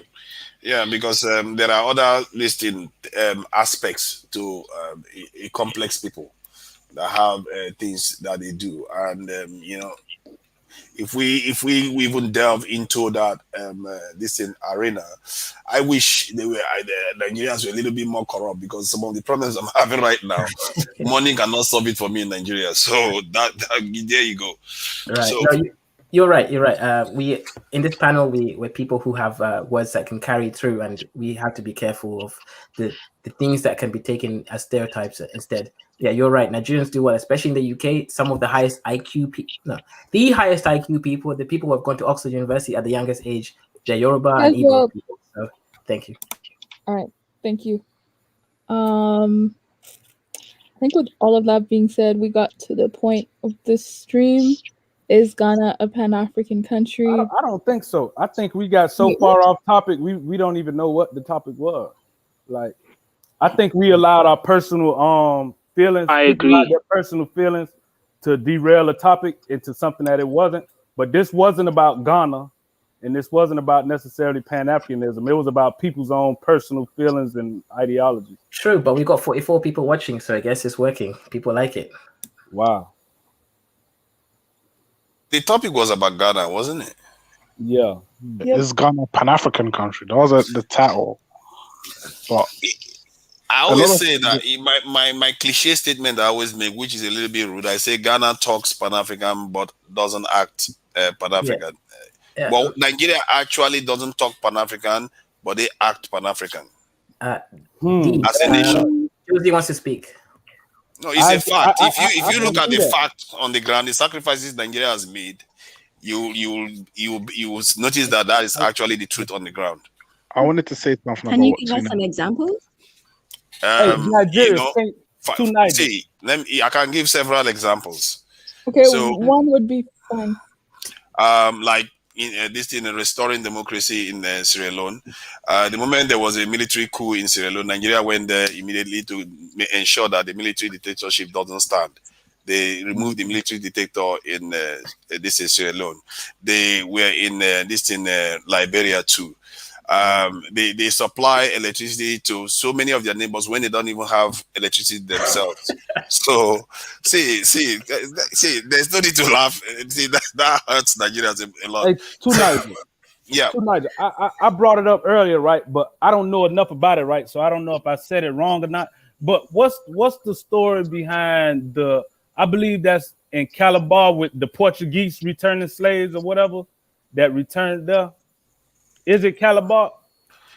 No, I don't know of any. Allowed the Portuguese to return their slaves there back in the days where they have the carnival at, where they have the big carnival in Nigeria. I you know what? I don't know about that, but I know that they have several carnivals in the south there. I don't know about Portuguese returning slaves. But that's the story. You know, the carnival, that's a diasporan thing. And if you look at the carnival like they have it down there in the south, it's identical to the carnivals you'll see throughout the Caribbean and in parts of Latin America. We have that in River State too, and I don't know whether we are copying them or whether they copied us. You know, sometimes you have to wonder who copied who. You know. Yeah, but Kunajo, would you consider the the Portuguese people going back to Nigeria, the Portuguese Igbo going back to Nigeria? Would you consider that Pan-Africanism? Yeah. They are returning home. I guess that is as good as they come. If people are returning home, I don't have any problem with that at all. But I want to ask you a question. Okay. If a president is Pan-African, does that make the country Pan-African automatically? Wow, that's a tricky one. I think you can argue that because they elected the president, and the president was probably talking Pan-African, and they didn't ensure he wasn't elected. So you could argue that that country is Pan-African. However, maybe the president, when he was being elected, was busy trying to kick out Nigerians, and so to make himself seem like he's different from what you see. That's a tricky thing. So they elect him based on that, but when he gets there, then he starts talking Pan-African. So I have a question for Josie Gold. Josie Gold, do the Dutch count as African? So do we count South Africa as a nation as a part of Africa because as part of Pan-African movement, including the Afrikaans? Look, listen. Afrikaners and white people are not considered African in South Africa. When you say African, you're speaking about a black South African, phenotypically black South African. It's an actual classification. What about the colors? Do they count as no Pan-African? They're biracial, multi-generational biracials. That's what colored people are. They don't count as right. Because the reason I ask you this question is because to the rest of us, we count biracials if they identify as black. That's why. So please go on and expound on that. Look, over here we don't do that. It's as simple as that. Sure, some of us are biracial. I think it's mostly a cultural thing than it is like. Let me give you an example. For me, I'm from here in Johannesburg, right? I'm gonna explain two impoverished communities that I come from. One is Alexandra Township, which is across Sandton, and the other one is the famous Soweto. In these places, there are people who are biracial or who have basically light-skinned people, but they're not considered colored. It's mostly a cultural thing. But in the eyes of some people, someone who's biracial, and especially in the eyes of many people, will never be seen as black or African, as black African. If you get what I'm trying to tell you. In the eyes of some people. Okay, the reason I asked this is because obviously in the chat I mentioned the term blacks. They thought that, one person mentioned anyone who says the word blacks is suspect. So to everyone in the chat, you have to understand the cultural and racial hegemonies in different countries. So in South Africa, there is terms like black, white, colored. These specifically means obviously black meaning mostly Afro phenotypic expressive people. Colored means mixed, and then obviously white means mostly the Dutch, British, whatever. So this is a specific terminology for that country. In America, it's a different thing. America, they include mixed race people as black sometimes. So and let me ask you a question, Kaizo. Hello, everyone. Hi. I just came on the panel because Bo said something interesting. No one had an answer, and it was about some slaves who came back to Nigeria. It wasn't Calabar. It was Lagos. It was Festac 77 Festival in Lagos, and a lot of people from the Caribbean and Southern America came and have been practically been in Nigeria ever since. So there's a lot of people with Portuguese last names in Lagos. Is that the history of the carnival? Because that stood out to me. Yeah, that's the carnival. It's Festac 77 Carnival. Okay. But why did you say, "Oh God"? Hey, man, it's me, man. Ain't no telling how that could have went. Right. Before you answer that question, Josie was finishing his thoughts. So please finish your thought, Josie. Yeah, look, about this panel, like I just feel like you didn't really touch on this Ghana Pan-African country. Thank you for that. Hold on. Just give me a shot. So people are just going around in circles. This person says this, that person says that. So for me, is Ghana a Pan-African country? Honestly, it's not something that I think about. But for me, I think that Ghana should focus more on itself and build its own country, and maybe when it gets to, and then maybe collaborate with other countries where it'll benefit them. I think that's what all African countries should be doing. That's it. Thank you. You know, this is our logic. I've heard somebody say this thing yesterday, and this logic of the way of thinking is like saying your next door neighbor's house is on fire. You know what? You like let me sort myself out. You sort yourself out. Then when everything there's no fire anymore, we'll sort it out together. See, that's not what I'm saying. Yeah, listen, hear me out. You're saying Ghana should sort itself out before they would sort other people out. No, that's not what I'm saying. I'm saying that look. There are things that Ghana can only do for Ghana. Like South Africa can't help them, their next door neighbors can't help them. It's just the reality. Let me sure, there should be assistance where they ask for it. Let me ask you this, though, right?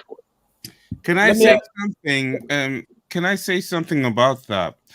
I think with regards to what you said, right? I think that. Yeah. Cut off. Did it cut? Let me ask you this before you get back, though, right? Because you say Ghana should set out for itself, right? And that's why I asked for a definition of Pan-Africanism earlier, right? Because everybody has their own definition. And as you see, 9 people are going to give you 9 different answers. But I believe that Ghana has built the model of Pan-Africanism that fits Ghana, right? Whereas they're trying to attract their own diaspora and the greater outside diaspora to bring back their resources, money, whatever it is that they have, to bring it back into Ghana to benefit Ghana. And you've seen and build up the tourism industry and other industries. So what I was trying to get to earlier, but we couldn't get there, was that Ghana has almost formed their own version of Pan-Africanism that suits and benefits Ghana, which is why you don't see Ghana putting too much effort into smaller other dysfunctional African country. Like they're not interested in attracting the Togolese or what Togo has going on, but more so attracting back their own diaspora who immigrated out, in the greater African American diaspora or Caribbean or whatever, who have some resources that they can bring back to the country. Look, I agree with And I you. think that For should me, be it's in my commended best because interest for Ghana is Ghana not to do been well. making. Look, if Go the ahead, Joe. Ghanaians are happy and it's making them money, then hey, man, I support it because it's in my best interest for Ghana to do well and every other country to do well in Africa. No, but can you see how that could That's the benefit Ghana main. though? Do you see how that's It could, benefiting but Ghana right now? look, it could. I get that, but I think that if they have concerns, those concerns should be addressed. But who has the concerns though? That's the thing though. Is it the actual Ghanaians with the concerns, or is it Ghanaians outside of Ghana looking in who's creating these hypothetical doomsday scenarios? You know what I'm saying? Yeah, well, only Ghanaians can answer that because I don't know. But because the Ghanaians that are here, well, yeah. I They're think in a one thing, different situation. They're not like people here. They're not like one thing, people on this line. one thing I hear the Ghanaian president saying that I find a little bit disturbing sometimes is that he uses Africa and Ghana interchangeably. So it will be he was saying welcome. He welcomes everybody to Africa.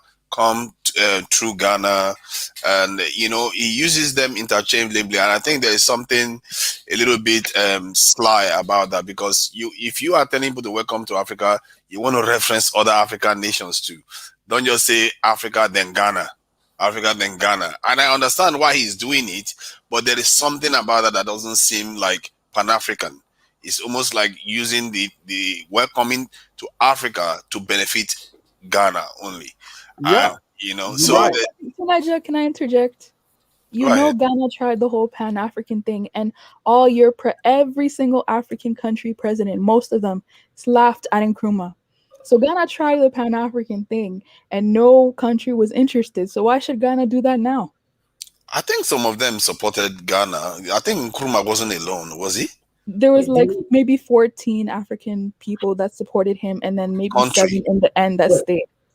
That's Question a for lot you, of African countries. millennial, and to Niger is what about the president, especially Josie Gold? Because I think you are slightly anti-African because you you remind me of Bo a little bit. But question for you guys is basically, what about that guy in Zimbabwe? What's his name? The oldest living guy, Mugabe, I think. Now Mugabe was a Yeah, Pan-African. He came up in the same time as Nkrumah. Bro, Now we know why. Question here is. Are you going to support people who are Pan-African? Because sometimes when you become Pan-African, the international world will come against you, put embargoes on your country, make your country fail economically. So in a way, you'll get attacked by people saying, well, you're not Pan-African enough because you're not doing everything. but Or that's you try not to do applicable to everything. Ghana though. Kaiser, Yeah. tell Zimbabweans that Mugabe was Pan-African. They'll fight you. But He he was he did things Pan-African. that hurt them. Right, No, but he that's did okay. that in his own country to enrich himself. That's not Pan-African. Pan-African means everybody. Your people and every African. And that's flawed. I think you are mistaken there. If Right. anything, I think many Pan-Africanists that are in Africa as leaders, they tend to suffer from that issue at home, because when you are looking offshore a lot, you tend to neglect the ones closer to you. So you tend to have backlash from that. Okay, listen. To Niger, Wait, Right. before you what go, did Josie, Mugabe do for people outside of Zimbabwe? I have an answer for that actually. Fair question. Can we I have get an answer. Mr. Okay. Uganda perspective? Can we get Mr. Uganda perspective? He's been kind of quiet. Yeah, that's true. But let me ask Josie. Yeah. No, Niger, he kind of insightful. Okay, kinda First and foremost, if 5 people are going to talk at once, I'm going to end this because it's disrespectful. All right. If you want to do the whole free, I can respond. Let one person speak at least. Okay, so I'm just asking a simple question for Mr. Uganda, to Niger, and Josie Gold. Is this right? If you are Pan-African, sometimes the countries like America and the United Nations will come against you. In Zimbabwe, we know what happened. The country was actually doing really well in Africa until the embargoes happened, because he did some things like taking away the land, giving it to his people. That is why the country went down. It's not because he was a bad political leader when it comes to trade. It's because he couldn't trade with anyone. We all know this.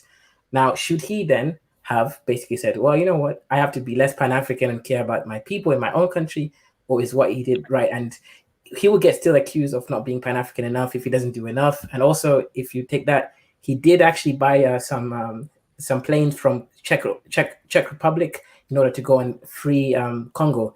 But unfortunately, America shot that plane down. Can we before stay on topic? he could use it. This is on topic. This is on topic. So actually, yeah, he did. But I'm answering your question. But what did he do for Pan Africanism? He went So to Czech Josie's gonna Republic. respond to that, and Yeah, then so- TBS can go ahead, and then Uganda Okay, look, and look. African. I say not Pan-Africanism, Pan-Africanist for this reason. Like, I think after, I think maybe if there was a Zimbabwean, they'll correct me. But I know for a fact that he slaughtered a lot of, like, what do they call it? Ndebele people in Zimbabwe. Pan-Africanists don't do that. He literally targeted a specific ethnic group and slaughtered them. Pan-Africanists don't do that. And giving his own people land, that's his people. That's what he's supposed to do. That's not Pan-African. It's not what I Josie, I think Pan-African. I guess that's the Yeah, let's confusing hold on. part. I don't even know what Pan Africanism is. Can we go to Mr. Uganda to bring it back around, please? Because it's like we keep going further and further to Zimbabwe, to Istanbul, to Mansa Musa. Like, let's bring it back around to the topic, to Ghana and like the present day reality. If we are bringing it back to Ghana, you know, we all know that Ghana has done a lot in terms of trying to highlight the African Yeah, so why haven't the image. other countries done it? Why, as a Ghanaian speaking, why haven't other countries done it? And then they're criticizing all the time. I just want to know. I don't think they criticize. I'm the one criticizing. Nigerians don't have time criticizing Ghana for No, a year of but I'm asking, why haven't other countries done the Pan-African model, but Because instead they they have trash. mouths to always be talking? They're trash. You know what? I'm not completely sure why that is the case. You can argue that maybe because Can their I- leaders are captives Can I already. answer that question, please? If you're not sure. I was saying something earlier. I don't know if everybody caught it. I think there are some countries that are able to stabilize other countries when issues arises in those countries, like civil wars and stuff. However, when those countries are destabilized, nobody is able to go to those countries to stabilize those countries. So countries like Sierra Leone, Gambia, Ghana, Liberia, Senegal, Mali, they can say, "Hey, we're Pan-Africanists. You know what? All African Americans, all Black Europeans, come home." And then, they know already they're going to be covert and overt operations from the powers that be that might want to destabilize it and stuffs like that. And even some of the diaspora who are, still living in, the whole white supremacist state of mind too might indirectly do the destabilizations as well. These countries will go and stabilize those countries. But if these countries are destabilized, no other country can go stabilize those countries. So sometimes you have to look from a strategic perspective, a military perspective, and see what those countries have been doing.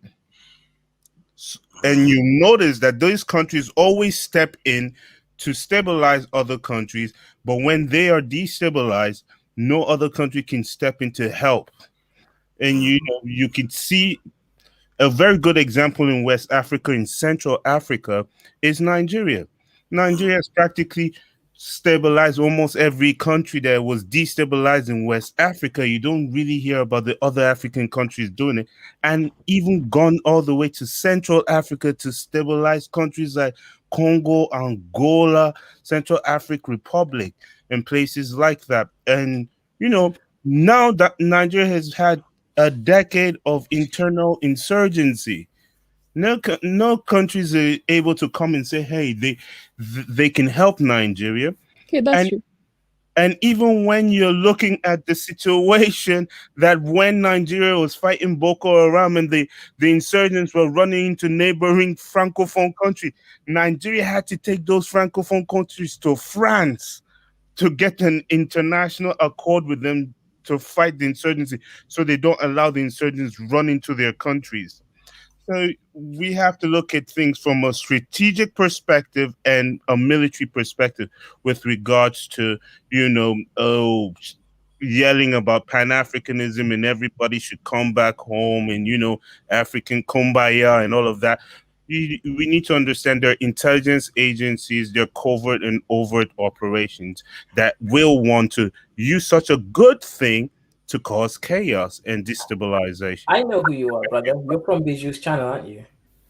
You're that guy with that Jesus Christ. strategic Oh thing. gosh. Talking about Jesus Christ. So his name now is global. Bijou Come on, man. Channels. Where did Yeah. Mr. Uganda go? I know this guy. Did you hear about the attack in Man, Burkina Faso recently? It's not about Burkina Faso. Oh, no come on, attack. Bo. This Come is on, a man. regular custom in this Because you running off, discussion. you just We ran go off Mr. in Uganda. any direction. We Nah, so man. please. All right, it's okay, That's the guys. problem. It's all right, That's the Tunaja. problem. Mr. Uganda is gonna say what he has to say. Yeah, so actually, Mr. Uganda, Mr. Man, can Nice, you let and Mr. Questy. Uganda talk? Well, definitely Questy, Mr. Uganda, and Mr. Nice haven't spoken yet. True. Muted. To be honest, I don't know where the conversation is going. I'm just listening. To be honest, like Yeah, I feel I like wanted it's to- everywhere. So Yeah, Yeah, you're just a nice name. Okay. Yeah, I wanted to chip in. Teenager made some Does great Mr. Uganda have anything to say? Was that Okay. Mr. Uganda? I thought I heard him just now. No, I don't have. You guys hear? Oh, it's gone. You're fading in and out.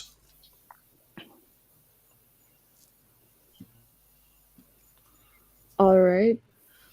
Okay, so I was asking, did anyone hear about what happened in Burkina Faso? Brother, it doesn't matter. It's about is Ghana being Pan-African and about the concept of Pan-Africanism that Ghana has adopted, which is bringing about some type of economic initiatives into the country and bringing back investments where companies like Twitter has chosen to return to Africa to Africa, set up their headquarters in Ghana. Twitter is not a all type Pan-African of company. Let's talk about the. Hey, can you stop over talking me, bro? I Yeah. stopped when you was talking. All type of other international agencies are moving their headquarters to Ghana and setting up shop in there because of the model which Ghana has adopted that has made it safe or appealing to people outside of Ghana to bring in investments onto the continent. That's the concept of Pan-Africanism that Ghana is adopting. It's not the hotel concept. It's not the hotel concept. And it's not the concept of carrying 1,000 other broke, dysfunctional African countries on its back. Ghana has its own unique concept of Pan-Africanism. Okay. I mean, 1,000 would be an understatement, but Bo, let me ask you a question. Actually, do you think that there's a point in Ghana still being part of ECOWAS? No, there's no point at all. Thank you. I agree with It's that. up to Ghana. It's up to Ghana to be part of ECOWAS or don't want to be part of ECOWAS. I'm not sure it's going to be missed that much. How much they contribute? Maybe 15%. So I'm not sure that matters. See, I don't know. I think we are, there is an element of us getting things out of perspective here. We're having a discussion about Pan-Africanism. We are not having a discussion about Ghana being a superpower here. No. That's not the conversation, Tunaja, at all. But when we're talking about Pan-Africanism too, separationalism, in order to make your country to focus on your own country, do you think that's such a bad thing? Can I I don't know. Can I answer a statement from Bo? Yeah, I know this guy. This guy's name is Edward. I remember you from Biju's channel. That's you, isn't it? Yeah. So you are still Okay, there. so we're gonna let Tunaja go, Edward, and then Kwesi. Okay, so the question you asked is being separate, whether it's a good thing. It's a good thing if it is really for the good of the others. But if you have something to offer to enable the others to be as this is stable as you are, it definitely makes sense for you to do that, because that so-called stability that you are enjoying you're going to find out that it is short-lived when all your next door neighbors are on fire. Sooner or later, you know fully well Ghana is security is a mirage. It's not real. When stuff starts happening, it will just deteriorate very, very quickly because there is no real force there to stop things deteriorating. You know, Burkina Faso is not so far from Ghana. You know, I don't know whether anybody heard what happened there just yesterday. So the people think it's only in Nigeria this stuff is going to happen to. If you think so, because now there's no Nigeria to intervene now. So this stuff is happening to Nigeria, and if something goes wrong in Nigeria, Ghana doing its own thing is not going to solve it. Nigerians will wash over Ghana, only Lagos population alone. So you have to learn that you are your neighbor. Oh, I didn't make that one up. You have to be your neighbor's be your neighbor's keeper or something like that, isn't it? Your brother's keeper. So you have to always try to work with your neighbors. You can't just be separate. If you are separate, you're going to find out in a very rude way that you are not really. Thank you. Thank you. African, please, you can also go ahead, and then Kwesi, and then TVS Awakened.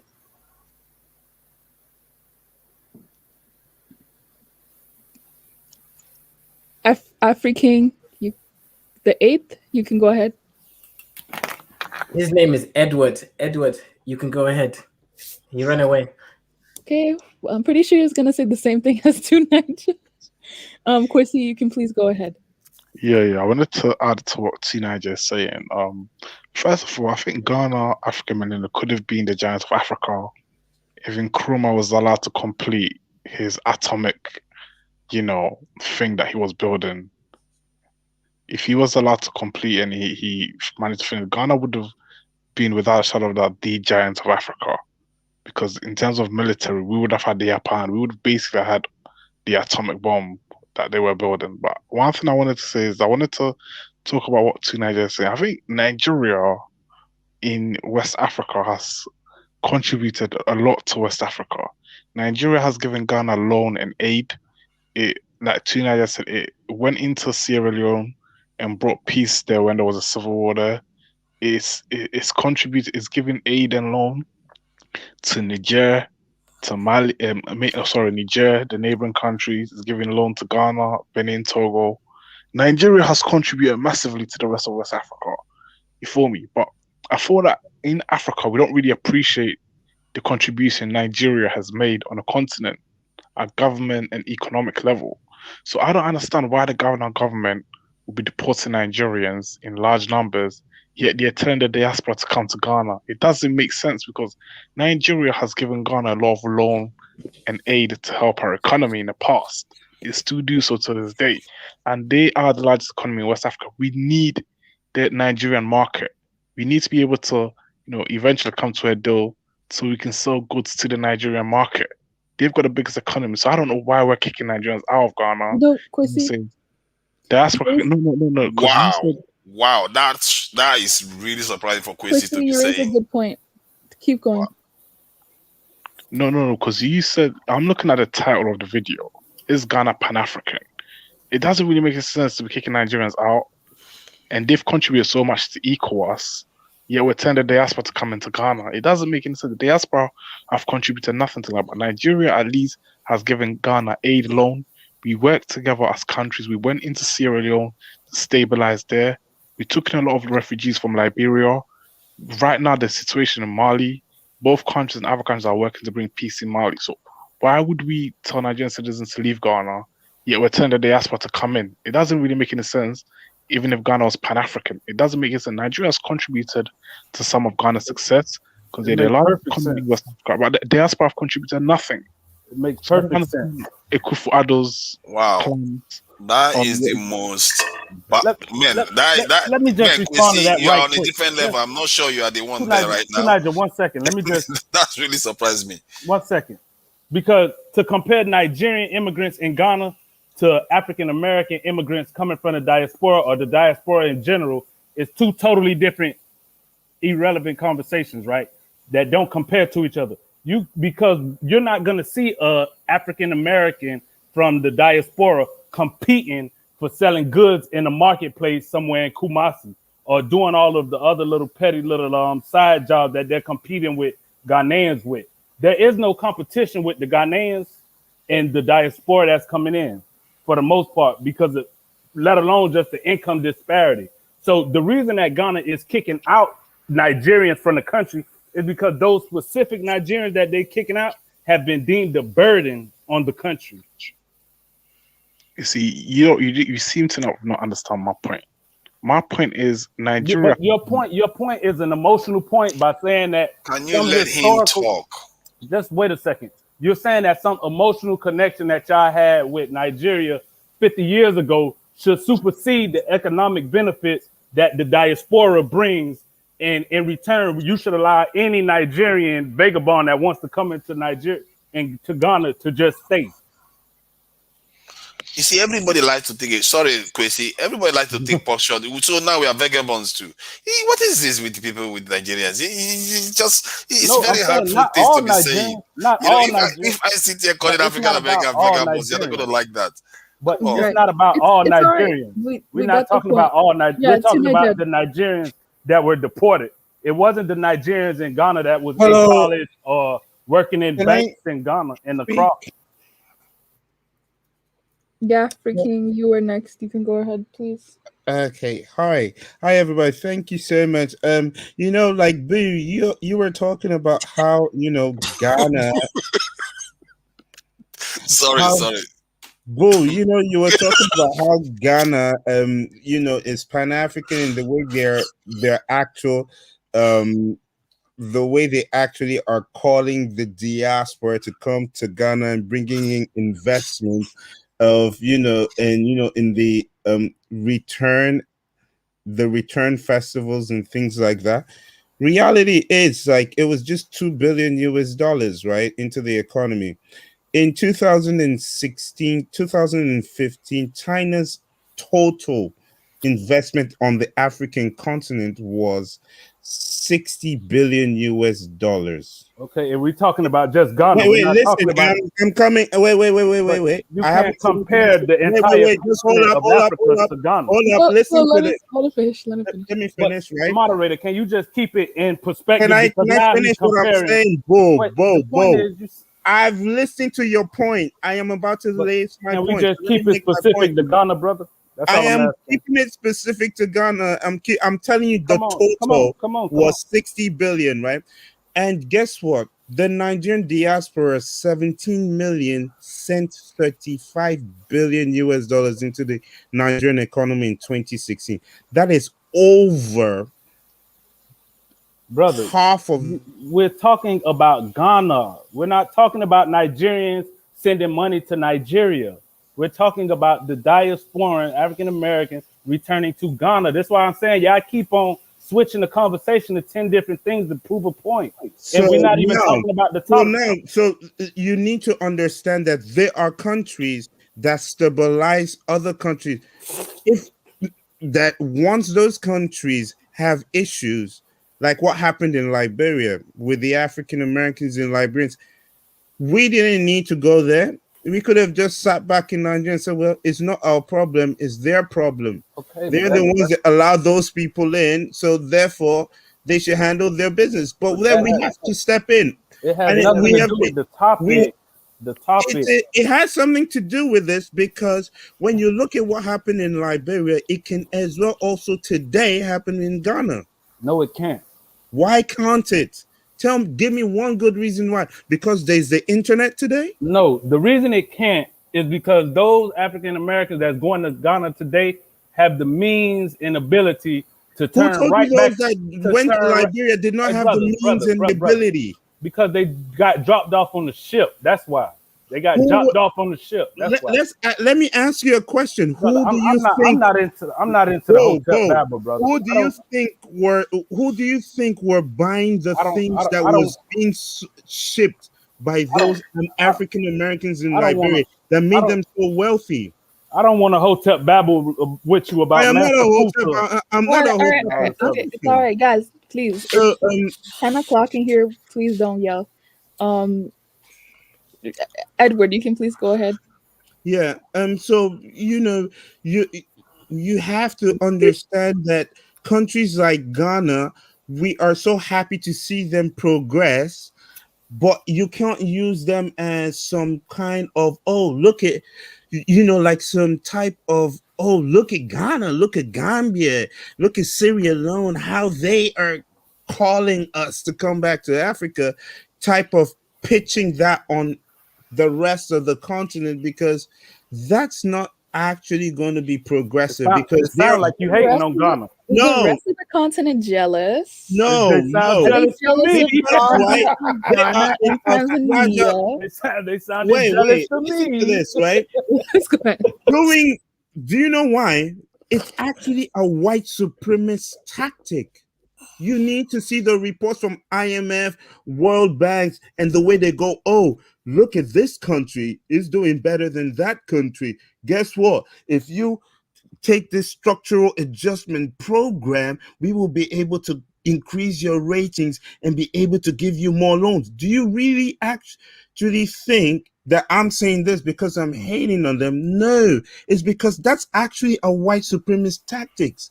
You guys are actually using and thinking you're Pan-African. But if you read those type of reports, you're calling Ghana this is a colonization and a white supremacist tactics. That's why. Wait, And Edward, can I ask you a question? Are you insinuating that the diaspora returning back to certain West African countries is being influenced by white supremacists so that they can go there and take over with the white colonized mindset? Is that what you're alluding to? To an extent, we can say two things. Is it a paradigm shift? Do we actually see a paradigm shift of them actually bringing something new to the table? We're not seeing that. We're seeing them saying, oh, we'll nitty pick certain places to go to. Some are not even going to West Africa, to be honest. They're going to South Africa. Tanzania. So what? And Tanzania. I think the point is trying to Can one person speak at a time? Okay, can I just finish my point? Can I just finish my point? The point is this, right? All this individualism is a white Thank you. Thank you very much. I think they hating on Ghana. I think they low key hating on Ghana. Okay, so they want Ghana. We have to let other people speak as well. I think they want the money. I think they want the diaspora money to be spread across. You have not built anything for the African continent. Look where the African continent is. The African continent has built so much infrastructure. So forget about your money. Your money is not relevant in this conversation. That's why I brought the issue. Wow.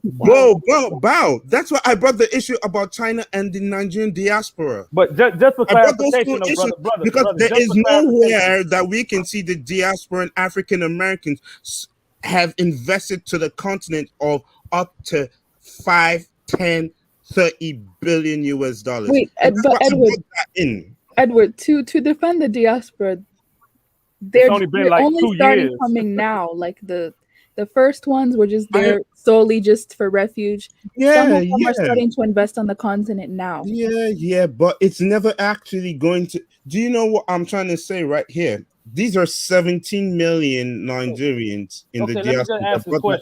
And then you have the same thing with the Caribbean countries. I'm just using Nigeria because I'm aware, but the Caribbean countries the same. You have 50 million people with 1.3 trillion US dollars always talking about we want their money when we have been building infrastructure for decades now and we have not even taken a penny from them. So let them please throw away that silly thought. What we're missing is that the conversation is about Ghana. We're talking about money that's being spent in Ghana. We're not talking how much about we're spending in Ghana is like 2 billion. It's like chicken change. It's what people spend in a day. In 1 year. Yeah, it's what people in one event. I'm telling you, in a year, Nigeria spent Nigerian diaspora 17 million. Edward, you don't need to be comparing. It's not fair to be comparing Nigeria to this thing in Ghana. It's not. Exactly. I know, but I am doing that because of Bo. Because of Bo talking about diaspora spending Can we money not? in Africa All and right, blah blah all right. blah. Thank you, thank you, thank you, thank you. Can we Please, not we're stay gonna go on to topic with TV. Ghana? We're gonna go to Specific to Ghana. TVS and then Mr. Uganda next, please. We keep moving the goalposts to Nigerian and Chinese to everything else. Like we're talking All about right, it's all Ghana. right, it's all right. Please I let honestly the don't lady think speak. Edward is hating on Ghana. I think he's saying that every country has to assess what the benefit would be to welcome the diaspora and decide what its policies will be as regards that. That's basically what he's saying. You know, it can't be just because Ghana is doing it, everybody else has to do it. It doesn't make sense for the country, you know, to do it, given their history, given their laws, given their current economic status. So every country has to decide for itself. I think we've already established that Ghana has historically been Pan-African, but just because the current president may be Pan-African doesn't mean that the entire country is Pan-African. I think it's, you know, this repatriation has been sold to Ghanaians as, you know, the new investors coming in, and the population hasn't really been told, okay, what are the long-term effects of receiving immigrants en masse? And again, if we're talking about Pan-Africanism, then it has to extend to our brothers and sisters on the continent. There are about 12,000 Nigerian students who come and study in Ghana every year. But I don't see the government necessarily going out of its way to make their stay in Ghana easier. So why aren't we doing that for them? You know, there are also Angolan students. A lot of Angolan students came in the last few years. In fact, a lot of students in Africa, in Francophone countries who want to learn English come to Ghana because they have three options: South Africa, Nigeria, or Ghana, really. And South Africa has stringent immigration laws, so they tend to prefer to come to Ghana. So if we're going to say we're Pan-African, then we also have to make it easier for our African brothers and sisters on the continent who want to come and study, live, work here. Also, we should be reaching out to them as well and making things easier for them. Because if we're talking economics, yeah. Do you think, and I'm sorry for interrupting, it's not that I'm trying to be rude, I just really want to ask you, do you think that Ghana has invested in the infrastructure to take on such a responsibility? No. Our laws all need to be looked at. I mean, our labor law is a joke. So our laws need to be looked at. Our land laws are a joke. They all need to be looked at. Do you think, ma'am, can I ask you a question? Do you think Ghana is wrong for creating their own form or prioritizing a specific form of Pan-Africanism, which gravitates towards the diaspora returnees, you know, to bring resources from outside of the country and bring it into the country and put a priority on them to try to build that first?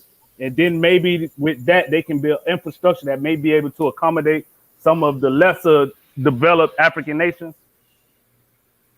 Do you think that there's a possibility that they're prioritizing that right now because that would bring in more money at this time than trying to take on refugees and immigrants from other less developed African countries that they don't have the capacity to really accommodate? Well, first off, the African immigrants who are coming here are generally better off. You know, when we had the Ivorian crisis, it was really wealthy Ivorians who came to Ghana. Same with Nigerians. You can have Nigerians coming up and buying up a whole estate. So it's a lot of wealthy Nigerians, wealthy Ivorians, and wealthy Angolans coming here. Because in order to study here in Ghana, it costs a lot of money. In order to buy homes here, it costs a lot of money. So it's not really a question of taking on the poor or less well-off citizens of other countries. So but most of the African immigrants are wealthy in Ghana? I'm asking because I don't know. Are most of the African immigrants in Ghana more so wealthy than the diasporans as a whole collectively? I'll say the wealthier section of Africans are wealthier than African Americans coming, yes. That wasn't my question. What I said is the Africans that's immigrating into Ghana, are they more so wealthy collectively than the diasporans that are coming in? So it's rich I would say the Nigerians are. I would say the Nigerians are. The Ivorians who did come, they've since gone back to their country, but the Ivorians who did come were very wealthy Ivorians, yes. Is that why they was having classes the in the market? The Liberians who came were refugees, so they weren't. Is that Sorry? why the Nigerians and Ghanaians was clashing in the markets for as peddlers? The Nigerian peddlers and Ghanaian peddlers were They clashing are in the not market. peddlers. Some of those people have capital of over $100,000. So that's not what the average African American is bringing in. So the requirement for them to let me finish. The requirement for them to trade in Ghana was $1 million. That was the issue. So some of them have capital of $100,000, $200,000, $300,000. It's not a question of money. It's a question of reaching the threshold of $1 million, which they felt was unfair. And very few people have $1 million sitting around to invest in a country. So the average African, so the average Nigerian peddler at that time, they had like $100,000 in capital that was going through it with the Ghanaian markets. Okay. Absolutely, yeah. So in terms of companies coming into Ghana, I used to register companies 10 years ago. Multinationals started relocating to Ghana when we started drilling oil. That's why they started relocating to Ghana, not because of the year of return. It's when we started drilling oil. That was when we had a huge rush of people in. Americans, Brazilians, we had Nigerians rushing into Ghana. That's why that boom came in. But sorry, African Millennial, you asked me a specific question. Can you remind me? Sorry. The question was, do you believe, because I know that you know a lot about Ghana, you sound like you're Ghanaian or Ghanaian. Yeah. Awesome. So I was just wondering, do you think that Ghana is capable of doing that? Do you think that Ghana has invested into the infrastructure and doing that? Because yeah, Ghana's doing a lot of infrastructure projects right now, but what Ghana's asking is a lot. And in infrastructure, I'm not even that strict about infrastructure, but I think the laws, I haven't seen any significant change in legislation that actually supports any of this stuff. That's just what I think. There hasn't been.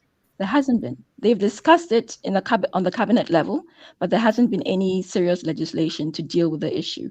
And there's so much legislation that they need to do for the local population: rent laws, land laws, Labor Act laws. So the current economy cannot really support that. Otherwise, we're going to end up with problems. And it's not about fear-mongering. It's just an honest reflection on that. We're going to end up with problems. And a lot of the infrastructure we're building now, long overdue, is creating a lot of debt for the country because we're taking a whole bunch of loans, and how are we going to pay for them in the future? So that's the worry now. We're trying to catch up, but in terms of infrastructure, I don't think a lot of people would be able to adjust. Even getting Ghanaians to come back from the West is a problem, right? So, yeah. Yeah, it's been a problem. I actually watched a video recently of Nana Akufo-Addo, and I was very shocked because the same way people are saying that he's asking the diaspora, like the African diaspora, to come back, he's also asking a lot of the Ghanaian diaspora to come back. And I don't think that seems to be working much, because to it's be like, honest, okay, if you want me to come back after living in the UK like for 20 years, what are you matching? Well, that I'm not gonna miss. Yeah. To be honest, I think Akufo-Addo's interest is mainly on the Ghanaian diaspora. When Kufuor came into power, he made the first call because all those who left during Rawlings's era, he asked them to come back. So that was the first call to the Ghanaian diaspora to return. And there was a return at that time. But some people left and some people just didn't stay. And so the second call, it seems to be now during Akufo-Addo's term. And I'll say this: if you were born, to all my compatriots out there, if you're born in Ghana, and those of us who studied abroad, I went to Canada as well. We pumped easily, $60,000, $70,000 a year out of our countries. We have a duty to return, because our tuition alone, we were pumping a lot of money. If you take my graduating class, 20 years ago, every single one of us went abroad, most to the US, some to Canada, some to Europe. And we're pumping all that money. If you take 100 students from one school, pumping all that money out of their country, every year to study abroad, you have a duty to come back. Because you've just enriched other countries, you've gained skills, and you're not giving them back to your country. How does your country progress? Agreed. You know, For sure. so also Americans need to understand that we've pumped a lot of money into their countries. We've invested in their country. If you take the number of African students, I think about 3,000 Ghanaian students went to the US last year. If each of those students is paying, I mean, in my day was 60,000, but I'm sure by now it's way over that, right? That's a lot of money to pump into your country every year. So we ourselves need to come back and reinvest in our country. It's not going to be perfect, but you have to make that sacrifice. Because if you don't make that sacrifice, your kids are going to face that issue as well. Right? Yeah. I hope that line of thinking is changing. I do see it changing, not so much in my real life. I do see it changing on YouTube, but maybe YouTube is influencing people. I don't know. Yeah, I see European, like first gen and second gen Ghanaians who were born and raised in Europe. I see them coming back now, which is interesting because it means that their parents instilled in them a sense of, Ghanaian Back younger. identity, which is great, right? So hopefully we do get the skills back because you've pumped all that money out of your country and then you're using your skills for another country as well. So your country is twice in debt. Thank you.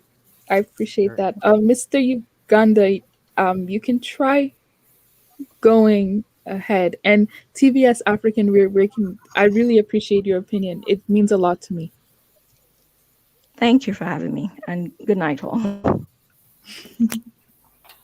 Hi. I think, can you guys hear me clearly now? Yeah, you clear? Okay, that's good. I did hear there was a lot of things covered since the last time I spoke. There was like Zimbabwe was brought up, Ghana was brought up, Nigeria was brought up, a lot of things. So I don't think I can even insert myself in what was going on. So I'll just make my point in isolation, with the title, and I don't consider Ghana to be a Pan-African country. Their political ideology, has anyone come out and said it's Pan-African?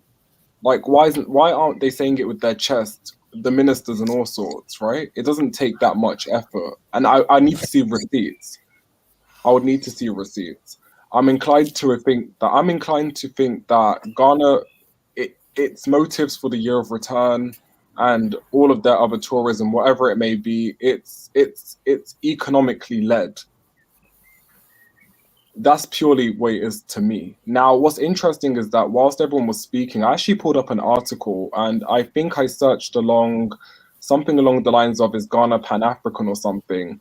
And I'm going to quote the article for like maybe just 2 sentences, so bear with me. It says, while it may seem that Ghana has lost its way, all is not lost. There is an opportunity for Ghana to reclaim its original Pan-African heritage. If Ghana truly wants to be a Pan-African nation, it can begin by treating its citizens with respect. Some of the issues that Ghanaians face on a daily basis, such as dumb store, corruption, and police violence, will be waiting for the African diaspora if Ghana does not change. So I think that succinctly. Do you think both are mutually exclusive? Whereas, do you think there can be a model of Pan-Africanism that's also like economically motivated? I think there's a room for that, if you ask me.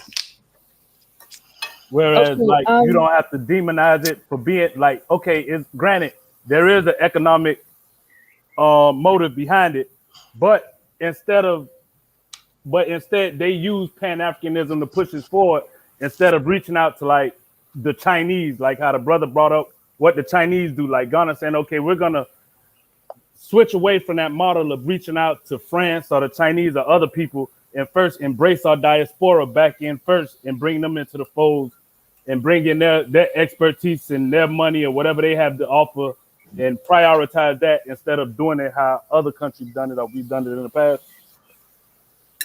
I mean, But perhaps. you mean like Perhaps. Ghanaian diaspora Wait, or one second. Brother, One can you let second. him One speak, second. brother? One second. Wait. First and foremost, Josie Gold did want to say something, so let's let him go ahead and say that. Yeah, look, I just wanted to say I wish Ghana a lot of prosperity. I really hope Ghana does well because it's in my best interest. It's in everybody's best interest that each African country does well. Like it's a very important thing because I'm on the continent, so I'm on the ground. So Yeah. like I'm in Ghana's corner.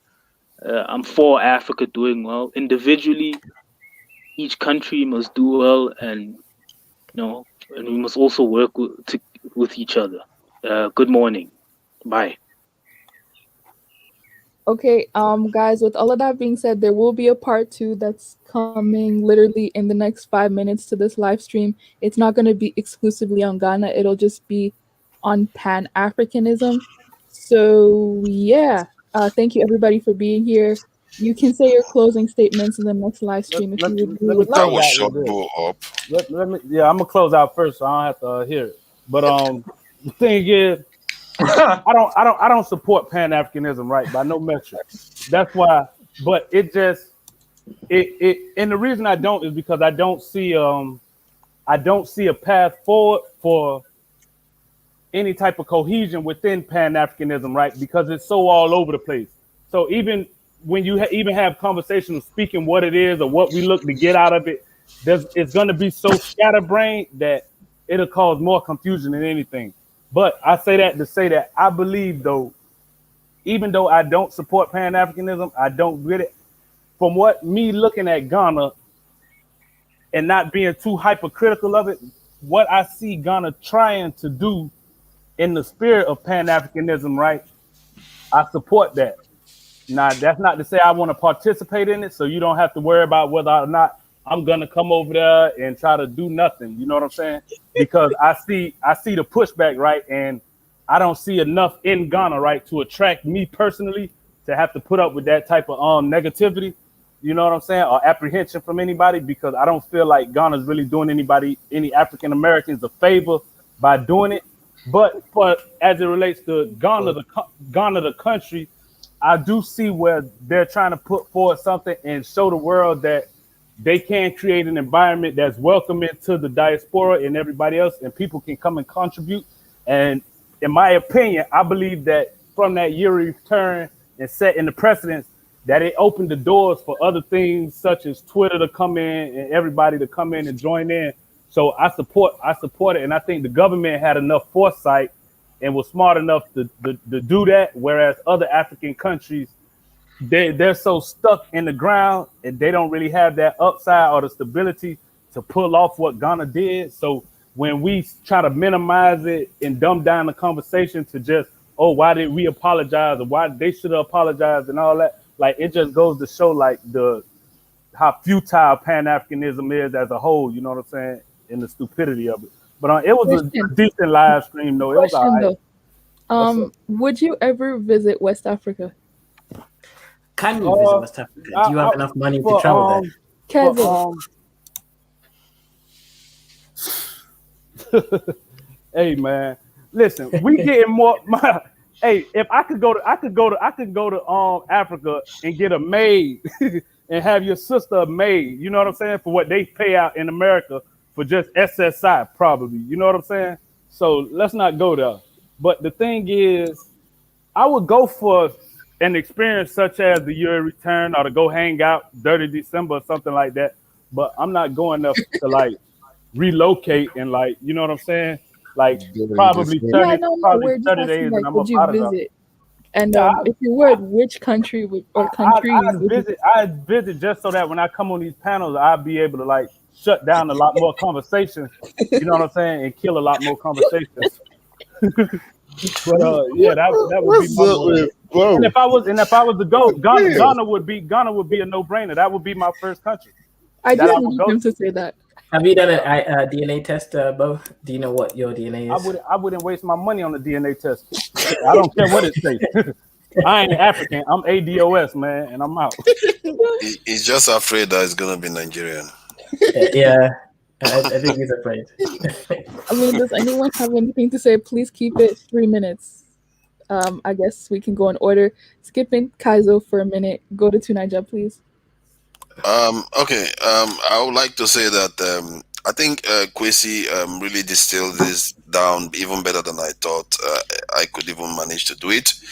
Um, there's an element of Ghana talking about Pan Africanism, and personally, if my definition of Pan Africanism, I think Ghana meets it. Taking care of his people, making sure that the people are doing well, and he's taking care of his borders at least as much as he can.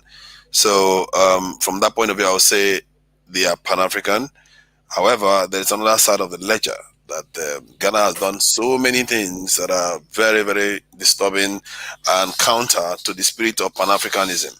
And sometimes I feel like, Ghana shouldn't be called a Pan Africanist country, it's more like a pan diaspora country that tends to want to attract the diaspora. Uh, what Kwesi said on the chart that Ghana didn't export that many slaves, but yet it's taking the role of inviting most of the diasporas to Ghana. There's something unseemly about it. The people that you are inviting are not generally from, that's a significant proportion of them are not from your country, and you didn't work with the other nations to try to get this done, and there was no sign that you even courted them in any way. And that is what I find unseemly, because somebody said that it has something to do with business, and that is not good. You can't do something like it. For personally, this is some kind of breach or sin that Africa needs to figure out a way to wash off themselves, and for us to now reduce it to trying to make money or gain advantage. I think there's something not unseemly about it. So, but by and large, if you ask me, from my own definition of Pan-Africanism, I will call Ghana Pan-Africanist. But in reality, um, I like to think that their real action, from their own point of view, they are focusing on the diaspora. They are not their brother's keeper necessarily when it comes to this in West Africans. Kwesi made the point that when you are busy inviting people from overseas to come into your country, the ones that have been there, contributing, walking away with you from through thick and thin, you are treating them like trash. What does that say? If I was somebody that was coming from overseas, I would be thinking twice. Look at how they are treating these people. What would happen to me eventually? You have to be smart about that and think, if they can treat the people, their next door neighbors like this, what would happen to me eventually when they get tired of me, or things don't look so good rosy anymore? So that is and personally, I didn't think that people were going to even see it like that. I thought people were just going to come and say Ghana is Pan-Africanist, Ghana is Pan-Africanist. That's the end of it. My mouth was open when Kwesi said some of the stuff he said here today. I think he probably said that just because he doesn't want anybody to go to Ghana, though. So there you go. Thank you very much. Thank you. African, you can please go ahead. Oh, hello everyone. So, from my own perspective, is Ghana could have gone about it a different way if it was truly like year of return. They could have done so much more than what it did to specifically stream everybody solely to Ghana. I think it would have removed a lot of all this conversations. However, with regards to Pan-Africanism, I think the 20th century Pan-Africanism really wasn't successful, and I think we're just starting since 2018 thereabout, trying to try and redefine what Pan-Africanism is in the 21st century. And with regards to Ghana, we can't necessarily say, because we had the same president that was talking about year of return. At some point, he was talking about the USA should put a military base in Ghana, and then everybody yelled about that, and those type of situations. And then even with Bo talking about Twitter, I think a lot of statements Bo makes is kind of a pan-American agenda rather than a black agenda, to be honest. That's true. That's why he would say something like, "Oh, look at Twitter put its headquarters in in Ghana," because let's be real. I mean, how many black people work in Twitter, to be honest? And things of such nature. And we have to be talking about how we'll be able to attract 100% black owned companies and black people with tech, and we know with the actual skills and things of that nature to be able to push the 21st century pan-African agenda forward, rather than just talking about Twitter and Facebook and how they're coming in. I mean, Amazon just went into South Africa, so should everybody, black people, be clapping about that? And that's the thing is, Pan-Africanism in of its sense should be 100% pro-black, 100% black-owned companies when we're having these discussions. And so for us, Pan-Africanists, I think Ghana in its sense has taken a step, but it's in the right direction, but it's necessarily not yet a Pan-Africanist country. And there is no country that's Pan-Africanist at this point, really. Are you sure? I think Kenya and Uganda. This thing where we they call Pan Africanism, be easy. Everybody has their own way. I mean, think about Kenya. There is no country that's Pan-Africanist. There is Kenya and Uganda. No, Kenya and Uganda is a Pan-African. We take on people from Eritrea. We take refugees from Somalia. We take refugees from Sudan. No. You seem Every country takes refugees, though. No, that's not true. There's no. Is Kenyan a sovereign? Is Kenyan a sovereignty? Is Pan-African? What does that mean? You see, once you're sovereign, that means that you. What does sovereign mean?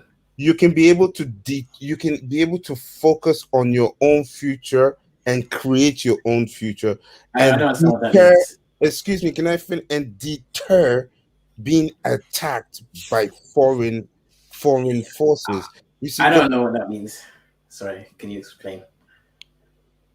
Did you just hear what I just said?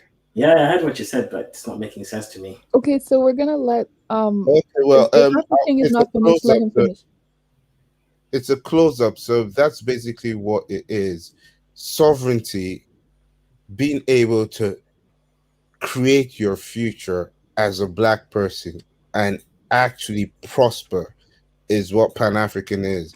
Right now, the 21st century is having a new type of Pan-Africanism, but it's not yet started. Ghana has taken a step towards the right direction, but we're not there yet. And there's no African country that's there yet. And that's my close up. Thank you very much for your time.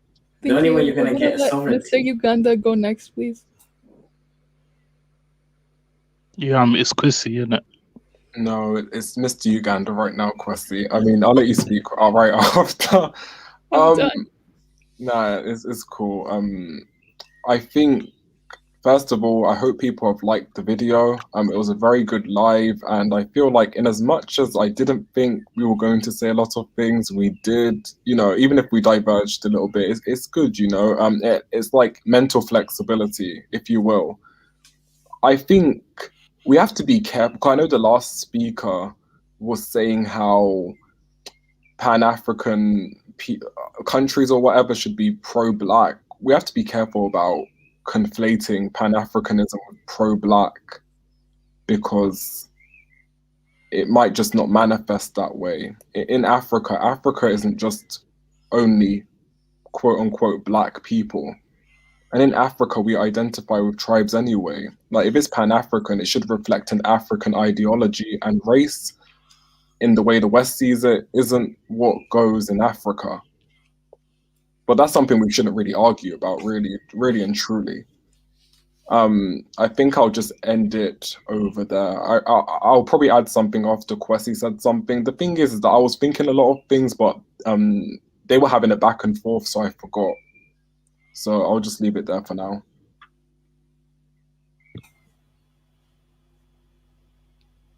I can. You can go. Yeah. It's Chrissy in it. Hope you guys can hear me because it's early morning in the UK, so I have to speak very low in it. Can't deal with you. In Ghana, we've lived alongside other African groups. I schooled with them. They were in Ghana in large numbers. They had their own communities, and for the most part, we never had any problem with them. They did maintain the different cultures where they're from, but there was interactions with them. We're used to living alongside other Africans, but with the diaspora, it's a whole new ball game because they don't mingle with locals like other Africans do in Ghana. So me personally, like I said, the diaspora should be locked out.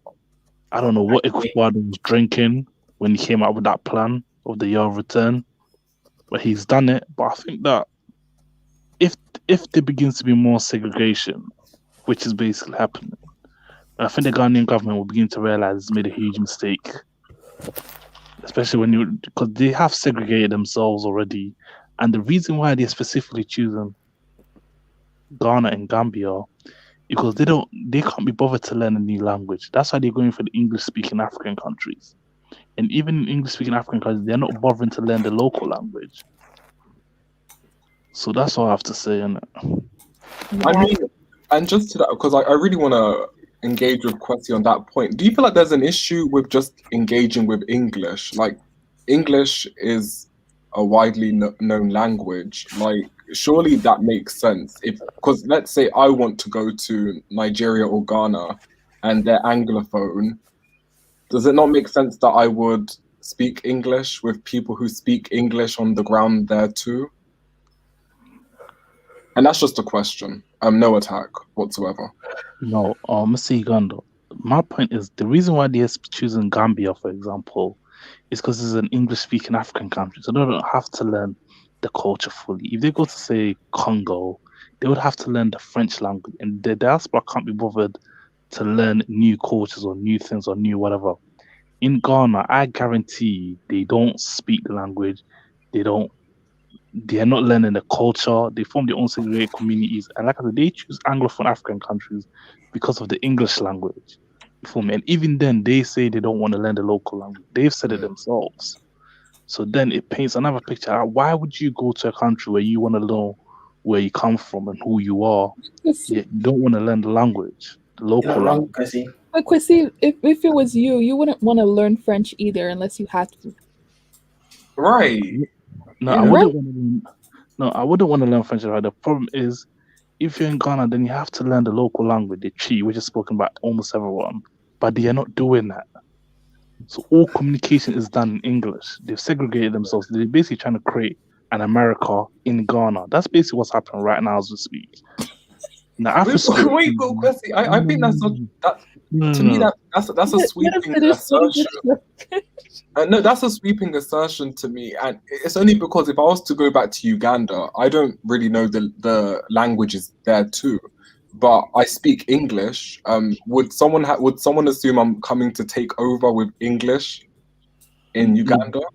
I think to support what Kwesi's point, what he's saying is that if you look at the succession across time, so let's add 10 years, 15 years, 30, whatever, 50 years in the future, the diasporans, and I'm including the Ghanaians or whatever, when they come back, like let's say my sister's getting married in Ghana, right? I actually I'm a visiting Ghanaian, and whenever I go to Ghana, we go to the same places, we stay in the nice hotels, we stay in a specific together, we all know each other. Like I know the YouTubers in Ghana, we're all part of this specific community. So the issue here is if our children and our friends all keep communicating with each other, create a network of diasporans in Ghana, and we don't share that wealth across with other local Ghanaians across time, 20, 30, 40 years later, we're going to create our own upper class of diasporans who then obviously occupy that space. That's going to make now the native Ghanaians, some of them, feel uncomfortable because now there is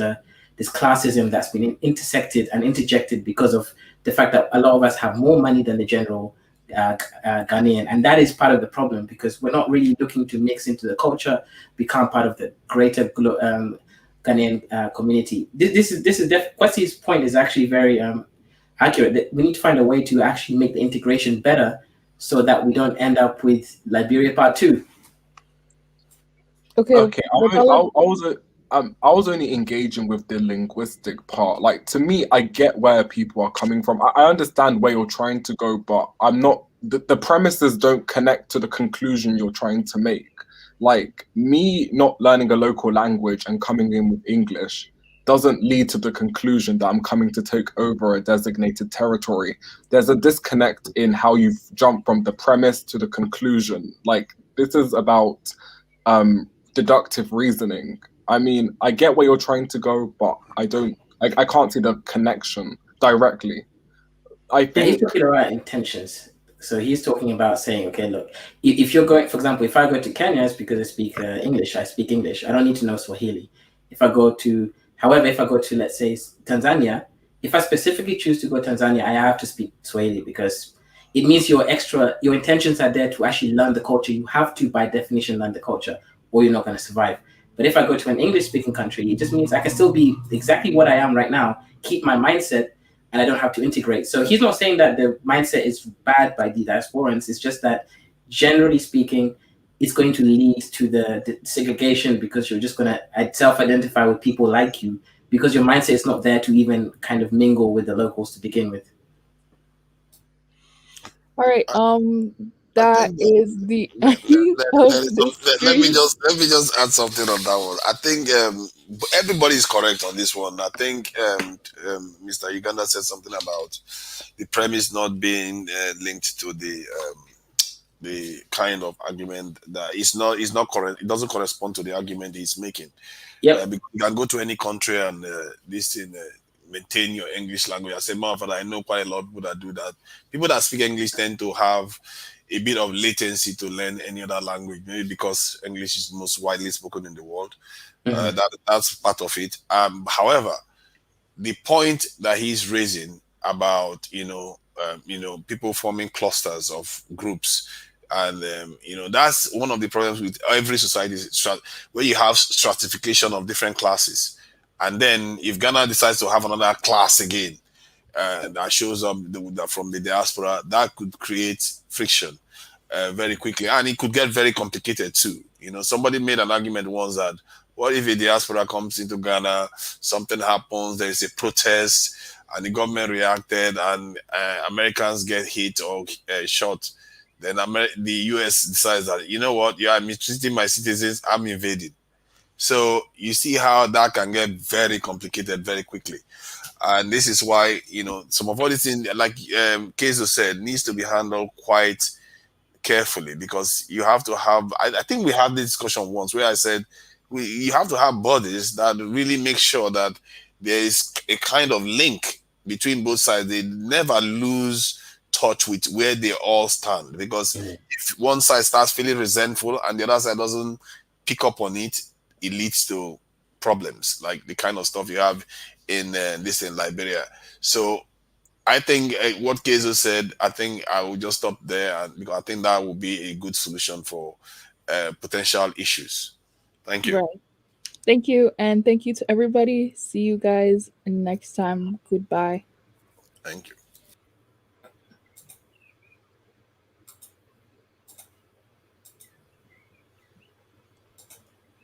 Wait, I'm hearing birds. Was that Mr. Uganda or Kwesi?